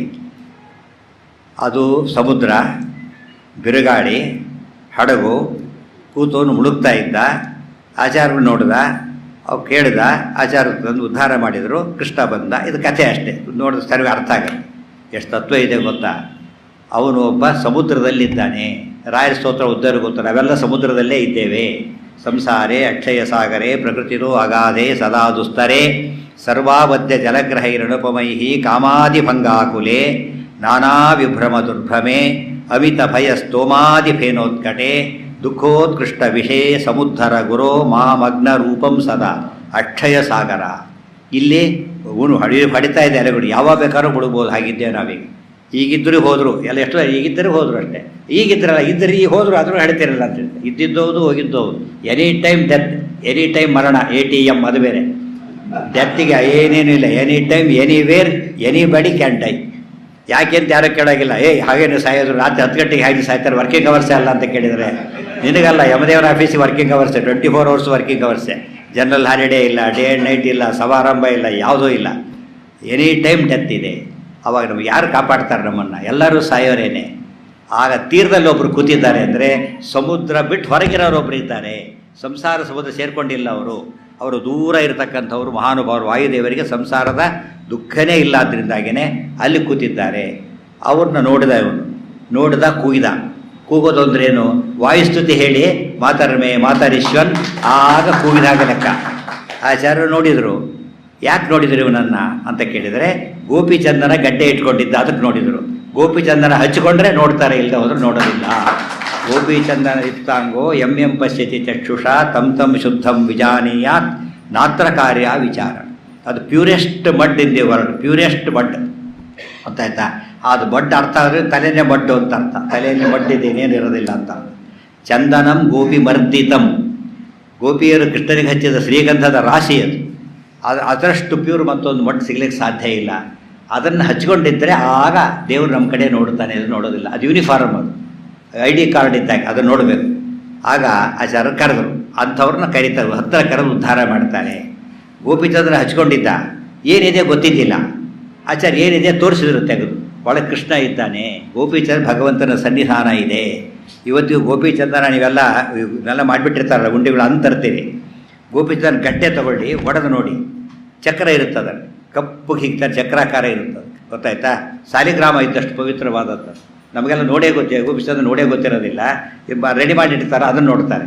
ಇಡೀ ಗಡ್ಡೆ ತೆಗೆದು ಒಡೆದ್ರೆ ನಿಮಗೆ ಪೂರ್ತಿ ಸರ್ಕಲ್ ಇರುತ್ತದೆ. ಆದರೆ ಒಳಗೆ ಭಗವಂತ ಚಕ್ರ ಅಂದರೆ ಕೃಷ್ಣನ ಸನ್ನಿಧಾನ, ಸಾಲಿಗ್ರಾಮ ಚಕ್ರ ಇರುತ್ತೆ, ಕೃಷ್ಣ ಇರ್ತಾನಲ್ಲ, ಹಾಗೆ ಅದನ್ನು ತೋರಿಸಿದ್ರು. ಅದನ್ನು ಉದ್ಧಾರ ಮಾಡಿಬಿಟ್ರು. ಯಾರು ಗೋಪಿಚಂದನಾದಿ ದೀಕ್ಷೆ ಇಟ್ಕೊಂಡು ವಾಯುಸ್ತುತಿ ಇತ್ಯಾದಿ ಹೇಳ್ಕೊಂಡು ರಕ್ಷಣೆ ಮಾಡಿ ಅಂತ ಕೇಳ್ತಾರೋ ಅವರಿಗೆ ವಾಯುದೇವರು ಉದ್ಧಾರ ಮಾಡಿ ಶಾಶ್ವತ ಸುಖವನ್ನು ಕೊಡ್ತಾರೆ. ಆದ್ದರಿಂದ ಈ ಕಥೆ ಬರೀ ಕಥೆಯಲ್ಲ, ನಮ್ಮ ಉದ್ಧಾರವಾಗತಕ್ಕಂಥ ಕಥೆ, ಸಂಸಾರ ಸಾಗರದಿಂದ ಪಾರಾಗತಕ್ಕಂಥ ಉಪಾಯವನ್ನು ಹೇಳ್ತಾರೆ. ಅದು ಕೃಷ್ಣ ಪ್ರತಿಷ್ಠಾಪನೆಯ ಸಂದೇಶ. ಆ ವಿಗ್ರಹ ನೋಡಿದ ಸಾಕು ನಮ್ಮ ಸಮಸ್ಯೆ ಪರಿಹಾರ ಆಗುತ್ತೆ ಅಂತ ಅರ್ಥ. ತುಂಬ ಹೇಳೋದಕ್ಕೆ ಗೊತ್ತಿಲ್ಲ. ತುಂಬ ವರ್ಷಗಳಿಂದ ಒಬ್ಬರು ಮಗಳಿಗೆ ಮದುವೆ ಆಗಿದ್ದಿಲ್ಲ ಪಾಪ. ಎಲ್ಲ ರೀತಿಯಲ್ಲಿ ಯಾವ ಸಮಸ್ಯೆನ, ಹುಡುಗಿದು ಒಂದೇ ಸಮಸ್ಯೆ, ಏಕಾಶಿ ಉಪವಾಸ ಮಾಡೋರನ್ನೇ ಮದುವೆ ಆಗ್ತೇನೆ ಅಂತ ಆಟ ಹೇಳೋದಿಲ್ಲ. ಬಂದು ಹೊರಗಳೆಲ್ಲ ಕೇಳಿದ ತಕ್ಷಣ ಓಡೋಗ್ಬಿಡ್ತಿದ್ರು, ಏಕಾಶಿ ಉಪವಾಸ ಮಾಡೋದಿಲ್ಲ ಅಂತ ಹೇಳಿಬಿಟ್ಟು. ಅವಳು ಇವರೆಲ್ಲ ತಂದೆ ತಾಯಿ ಗೋಚಾರ, ಯಾಕಾರ ಶುರು ಮಾಡಿದ್ರೆ ಅವಳು ಮದುವೆ ಆಗೋದೇ ಕಷ್ಟ ಆಗಿಬಿಟ್ಟಿದೆ ಅಂತೇಳಿ. ಆಗ ಅವರು ಕೇಳಿದರು, ಯೋಚನೆ ಮಾಡಬೇಡಿ, ಅದು ವೈಷ್ಣವರಥ ಆಚಾರ್ಯ ಹೇಳಿದವರಥ ಒಳ್ಳೆ ಗಂಡ ಸಿಗ್ತಾನೆ ಅಂತ. ಅವಳು BE ಓದ್ದೋಳು ಪಾಪ, ಅವಳು ಇಂಜಿನಿಯರಿಂಗ್ ಓದ್ದೋಳು. ಅದಕ್ಕೆ ಅವರು ಏನು ಮಾಡಲಿ ಅಂತ ಹೇಳಿ, ಉಡುಪಿಗೆ ಬನ್ನಿ, ಕೃಷ್ಣನ ದರ್ಶನ ಮಾಡಿ ಸರಿ ಹೋಗುತ್ತೆ ಅಂತ ಹೇಳಿದರೆ, ಕೃಷ್ಣ ದರ್ಶನ ಮಾಡಿ ಬಂದರೆ ಒಂದು ವಾರದಲ್ಲೇ ಮದುವೆ ಸೆಟ್ಲ್ ಆಗ್ಬೋದು. ಅವತ್ತು ಎಂಥ ವರ ಸಿಕ್ಕ ಗೊತ್ತಾ, ಉಪವಾಸ ಮಾಡ್ತಾ PhD ಅವರು, ಮೊದಲೆಲ್ಲ ಬರೀ BE ಓಡೋಗಿದ್ರೆ PhD ಆದವನು ಏಕಾಸಿ ಉಪವಾಸ ಮಾಡ್ತಕ್ಕಂಥ ವರ ಸಿಕ್ಕ. ಕೃಷ್ಣ ದರ್ಶನದ ಫಲ ಒಂದೇ ವಾರದಲ್ಲಿ ಆಗೋಯ್ತು. ಲಾಸ್ಟ್ ವೀಕೆಲ್ಲ ಉಡುಪಿಗೆ ಹೋದ ಕಾಲಕ್ಕೆ ಯಾರೋ ಬಂದಿದ್ದರು, ಒಂದು ಹೋದ ವಾರ ಅಷ್ಟೇ. ಅವ್ರು ಮೊನ್ನೆ ಹೋದರೆ ಅವರು ಯಾರಿಗೋ ಮಗನಿಗೋ ಮದುವೆ ಆಗಿದ್ದಿಲ್ವಂತೆ. ಆಚಾರ್ಯಲ್ಲಿ ಹೋಗಿ ಬಂದು ಮದುವೆಯಾಗಿ ಆಗಲಿ ನಿನ್ನೆ ಮದುವೆಯಾಗಿ ಹೋಗ್ಬಿಟ್ಟಿದೆ, ಗೊತ್ತಾಯ್ತಾ. ಅಷ್ಟು ಫಾಸ್ಟಾಗಿ ಒಂದು ವಾರದಲ್ಲೇ ವರ ನಿಶ್ಚಯಾಗಿ ಮದುವೆನೂ ಆಗಿ ಎಲ್ಲ ಆಗೋಯ್ತು. ಇಷ್ಟು ದಿವಸ ಇದ್ದ ಪ್ರಾಬ್ಲಮ್ ಒಂದೇ ದಿವಸದಲ್ಲಿ ಸಾಲ್ವ್ ಆಯ್ತಾನೆ ಕೃಷ್ಣ ದರ್ಶನ ಮಾಡ್ತಿರ್ಲಿಕ್ಕೆ. ನಮಗೆ ಆ ವಿಶ್ವಾಸ ಬೇಕು, ಆ ಒಂದು ಶ್ರದ್ಧೆ ಇದ್ದರೆ, ದ್ವಾದಶ ಸ್ತೋತ್ರಾದಿ ಗೊತ್ತಿದ್ದರೆ ಫಾಸ್ಟೆಸ್ಟ್ ಸೊಲ್ಯೂಷನ್. ಎಲ್ಲರಿಗೂ ಅಲ್ಲ, ಯಾರು ಸಿದ್ಧಿ ಬೇಕು ಅಂತ ಹೋಗ್ತಾರೆ ಅವರಿಗೆ ಸೊಲ್ಯೂಷನ್. ಇವತ್ತು ಸ್ಕಾಲರ್ಶಿಪ್ ಕೊಡೋದು ದಾರಿಗೆ ಹೋಗೋರಿಗಲ್ಲ, ಸ್ಟೂಡೆಂಟಾಗಿ ಎನ್ರೋಲಾಗಿ ಸರಿಯಾಗಿ ಓದೋನಿಗೆ ಕೊಡ್ತಾರಲ್ಲ ಹಾಗೆ. ಇವತ್ತು ಆಚಾರ್ಯ ಶಾಸ್ತ್ರ ಓದಬೇಕು, ದೇವರ ಚಿಂತನೆ ಮಾಡ್ಕೊಂಡಿರಬೇಕು. ನಮಗೆ ಜೀವನದಲ್ಲಿ ಅಡ್ಡಿ ಆಡ್ತಕ್ಕ ಬರಬಾರದು ಅಂತ ಒಳ್ಳೆಯ ದೃಷ್ಟಿಕೋನ ಇದ್ದವರಿಗೆ ಕೃಷ್ಣರ ದರ್ಶನ ಅಷ್ಟು ಎಫೆಕ್ಟಿವ್ ಅಂಥೇಳಿ ಮಧ್ವ ವಿಜಯದಲ್ಲಿ ಸ್ಪಷ್ಟ ಹೇಳ್ತಾರೆ. ಸಿದ್ಧಿ ವಿಘ್ನಮುಖ ದೋಷ ಭೇಷಜಂ ಅನ್ನೋ ಪದ. ಯಾವುದೇ ಅಡ್ಡಿ ಆತಂಕನೂ ಕೂಡ ತಕ್ಷಣ ಪರಿಹಾರ ಆಗಬೇಕಾದ್ರೆ ಉಡುಪಿ ಕೃಷ್ಣನ ದರ್ಶನ ಮಾಡಿ ಅಂತ ಹೇಳ್ತಾರೆ. ಅದು ಮುಗಿದು ಒಂದು ಯಜ್ಞವನ್ನು ಮಾಡ್ತಾರೆ ಆಚಾರ್ಯರು, ಮತ್ತೆ ಬದಲಿಗೆ ಹೊರಡುತ್ತಾರೆ. ಒಪ್ಪಿಸ್ಬೇಕಲ್ಲ, ಬರೋದಾಯಿತು ಅಂತ ಒಪ್ಪಿಸ್ಲಿಕ್ಕೆ ಹೋಗ್ತಾರೆ. ಅವಾಗ ಏನೇನಾಗುತ್ತೆ, ಅವಾಗ ಏನೇನು ನಡೆಯುತ್ತೆ ಎಂಬುದನ್ನೆಲ್ಲ ಆಚಾರ್ಯ ಮಹಿಮೆಗಳ ಸರಮಾಲೆ 10ನೇ ಸರ್ಗ ಪೂರ್ತಿ ಆಚಾರ್ಯ ಚಿತ್ರ ವಿಚಿತ್ರ ಮಹಿಮೆಗಳು. ಅಂಥ ಮಹಿಮೆ ಒಂದು ಕೂಡ ನಾವು ಹೊರಗೆ ಕೇಳಿರೋದಿಲ್ಲ, ಯಾರಲ್ಲೂ ಕಾಣಲಿಕ್ಕೂ ಸಾಧ್ಯ ಇಲ್ಲ. ಇಡೀ ವಿಶ್ವದ ಇತಿಹಾಸದಲ್ಲಿ ಒಬ್ಬ ಮತಾಚಾರ್ಯರಾಗಿ ಒಬ್ಬ ಗುರುಗಳಾಗಿ ಮಧ್ವಾಚಾರ್ಯ ತೋರಿಸಿದ ಮಹಿಮೆಗಳು ಅಂದರೆ ಅನ್ಇಮ್ಯಾಜಿನಬಲ್. ಅದು ಅಂಥ ಮಹಿಮೆಗಳ ಸರಮಾಲೆಯನ್ನು ನಾಳೆ ಮಧ್ವನವಮಿ, ನಾಳೆನೇ ಲೋಕದಲ್ಲಿ ವಿಚಿತ್ರವಾದಂಥ ದಿವಸ, ಪರಮ ಪಾವನವಾದ ವಿಶ್ವಕ್ಕೆ ವಂಡರ್. ರಾಯರು ವೃಂದಾವನ ಪ್ರವೇಶ ಮಾಡಿದ್ದು ವಂಡರ್ ಆಯಿತು, ವಾದಿರಾಜ ಸ್ವಾಮಿ ಪ್ರತಿಷ್ಠಾಪನೆ ವಂಡರ್ ಆಯಿತು, ವೃಂದಾವನ ಪ್ರವೇಶ ಮಾಡಿದ ವಂಡರ್ ಅದು. ಆಚಾರ್ಯರು ಹಾಗಲ್ಲ, ಸಶರೀರವಾಗಿ ಅದೃಶ್ಯರಾಗಿ ಬದರಿಯಲ್ಲಿ ಇವತ್ತಿಗೂ ಆಚಾರ್ಯರಿದ್ದಾರೆ ಎಂಬ ದೊಡ್ಡ ದಾಖಲೆ ಅದು. ಇವತ್ತು ಆಚಾರ್ಯಗೆ ಫ್ರಮ್ ಟು ಆಚಾರ್ಯರಲ್ಲ, ಆಚಾರ್ಯರು from this day to this ಅಲ್ಲ, ಆಚಾರ್ಯ ಟು ಇಲ್ಲವೇ ಇಲ್ಲ. ಪ್ರಾಣ ಇದ್ದರೆ ನಾವು ಬದುಕ್ತೇವೆ, ಮುಖ್ಯ ಪ್ರಾಣ ಅವರು. ಇವತ್ತಿಗೂ ನಮ್ಮ ಗುರುಗಳಿದ್ದಾರೆ, ಆಚಾರ್ಯರಿದ್ದಾರೆ. ಅದು ದೊಡ್ಡ ಪರ್ವಕಾಲ ಮಧ್ವನವಮಿ. ಇಡೀ ವಿಶ್ವದ ಇತಿಹಾಸದಲ್ಲೇ ಒಬ್ಬ ವ್ಯಕ್ತಿ ಆಗಿರೋದು ಒಂದೇ ಒಂದು ಇನ್ಸ್ಟೆನ್ಸ್ ಅಂದರೆ ಮಧ್ವಾಚಾರ್ಯ ಒಬ್ಬರೇ. ಇವತ್ತು ಭೀಷ್ಮಾಷ್ಟಮಿ, ನಾಳೆ ಮಧ್ವನವಮಿ. ಭೀಷ್ಮಾಚಾರ್ಯರು ಗುರುಕುಲ ಪಿತಾಮಹರು, ಅವರಿಗೆ ಜ್ಞಾನ ಕೊಟ್ಟಂಥ ಲೋಕದ ಗುರುಗಳು ಅಂದರೆ ಮಧ್ವಾಚಾರ್ಯ. ಅಂಥ ಮಧ್ವನವಮಿ ಅಂತ ಹೇಳಿದರೆ ಮಾಧ್ವರ ದೊಡ್ಡ ಉತ್ಸವ, ದೊಡ್ಡ ಉತ್ಸವ. ಇವತ್ತು ನಮಗೆ ಅರ್ಥ ಆಗಿಲ್ಲ. ಆದ್ದರಿಂದ ಎಷ್ಟೋ ಜನಗಳು ರಥೋತ್ಸವಕ್ಕಂತ ಕರ್ಕೊಂಡು ಹೋಗ್ತಾರೆ, 3-4 ಜನ ಕೂಡ ಇರೋದಿಲ್ಲ, ಹಾಗಿರ್ತಾರೆ. ಎಂಥ ಪಾಪ ಗೊತ್ತು. ಆಚಾರ್ಯದ ಓಡಾಡ್ತೀವಿ ಹಿಂದೆ ಹೊರಟಿವಿ ಅನ್ನೋತ್ಸವಕ್ಕೆ ಅಂದರೆ ಅದು ವೈಕುಂಠಕ್ಕೆ ನಾವು ಪ್ರವೇಶ ಮಾಡ್ತಿದ್ದೇವೆ ಅಂತ ಅರ್ಥ. ಅಷ್ಟು ಸಿದ್ಧಿ ಕೊಡ್ತಕ್ಕಂಥ ಗುರುಗಳು ಆಚಾರ್ಯರು. ನಾನು ನೋಡಿದ ನೂರಾರು ಸ್ಥಳಗಳಲ್ಲಿ ಉತ್ಸವಗಳು ಅಂದರೆ 8 ಜನ ಕೂಡ ಇರೋದಿಲ್ಲ. ಪಾಪ ರಥ ಹೋಗ್ತಿದ್ದ ಕಾಲಕ್ಕೆ ಕ್ಯಾರಿ ಎಂಬರು ಇರೋದಿಲ್ಲ. ಇದರ ಆಚಾರ್ಯನಷ್ಟ ಅಲ್ಲ, ಸೂರ್ಯ ಹೊಡಿತಿರ್ತಾರೆ, ನಿದ್ದೆ ಹೊಡಿತಿದ್ದೇವೆ ಅಂತ ಕೇಳಿದ್ರೆ ಬೆಳಕು ಕಳ್ಕೊಂಡಿದ್ದು ನಾವೇ ಹೊರತು ಸೂರ್ಯನ ಅಷ್ಟಿಲ್ಲ. ಬಟ್ ಯಾರು ಹೋಗ್ತಾರೋ ಅವರಿಗೆ ಬರೋ ಸಿದ್ಧಿ ಮಾತ್ರ ಊಹೆಗೂ ಸಾಧ್ಯ ಇಲ್ಲ. ಆದ್ದರಿಂದ ಆಚಾರ್ಯಾ ಶ್ರೀಮದ್ ಆಚಾರ್ಯಾ ಸಂತುಮೇ ಜನ್ಮ ಜನ್ಮನಿ ಅಂತ ಇರಬೇಕು. ನಾಳೆ ದಿವಸ ಸಾಯಂಕಾಲ ಆ ಮಹಿಮೆಗಳನ್ನು ನೋಡೋಣ ಅಂತ ಹೇಳ್ತೆ. ಇವತ್ತು ಆರುಮುಖ ಆಗಲಿಲ್ಲ, ನಾಳೆ ಆದರೂ ಆರುಮುಖ. ದೊಡ್ಡ ಸರ್ಗ ಅದು ನಾಳೆ, ನೂರಾರು ಕಥೆಗಳು ಬರ್ತಕ್ಕಂಥ ಸರ್ಗ. ಆದ್ದರಿಂದ ಸರಿಯಾಗಿ ಆದಷ್ಟು ಬೇಗ ಶುರು ಮಾಡೋಣ ಅಂತ ಹೇಳ್ತಾ, ನಿನ್ನೆ ಹೇಳಿದ್ದೆವು ಪೆನ್ ಡ್ರೈವ್ ಸಿಗುತ್ತೆ ಅಂತೇಳಿ. ಎಷ್ಟೋ ದಿನ ಬೇಕು ಅಂತ ಕೇಳಿದ್ರು, ಇವತ್ತು ತಂದಿದೆ, ಬೇಕಾದವರೆಲ್ಲ ತೊಗೊಳ್ಬೋದು. ಅದು ಹೇಳಿ ಸುಮಾರು 2000 ಗಂಟೆಯಷ್ಟು ಪ್ರವಚನ ಇರ್ತಕ್ಕಂಥ. ಅದು ಇನ್ನೊಂದು ಅಡ್ವಾಂಟೇಜ್ ಏನಂದರೆ ನಿಮಗೇನು ಬೇಕಿಲ್ಲ, ಮೊಬೈಲ್ ಫೋನ್ಗೆ ಗಮನ ಆಡ್ಕೋಬೋದು. ಆ ಪೆನ್ ಡ್ರೈವ್ನ ಮೊಬೈಲ್ಗೆ ಹಾಕ್ಕೊಂಡ್ರೂ ಸಾಕು, ಕಂಪ್ಯೂಟರು ಅವೆಲ್ಲ ಏನೂ ಬೇಕಾಗಿಲ್ಲ. ಅಷ್ಟು ಅಡ್ವಾನ್ಸ್ಡಾಗಿ ಮಾಡಿರೋದಾದ್ದರಿಂದ ಯಾರು ಬೇಕಾದ್ರೂ ಅದನ್ನು ಇಷ್ಟ ಇದ್ದವರು ತೊಗೊಳ್ಬೋದು ಅಂತ ಹೇಳ್ತಾ ಇವತ್ತಿನ ಪ್ರವಚನವನ್ನು ಕೃಷ್ಣಾರ್ಪಣಮಸ್ತು ಅಂತೇಳಿ. ಸರ್ವೇಂದ್ರಿಯ ಪ್ರೇರಕೇಣ ಶ್ರೀ ಪ್ರಾಣಪತಿನೇರಿತಃ ಯದವೋಚಮಹಂ ತೇನ ಪ್ರಿಯತಾಂ ಕಮಲಾಲಯ.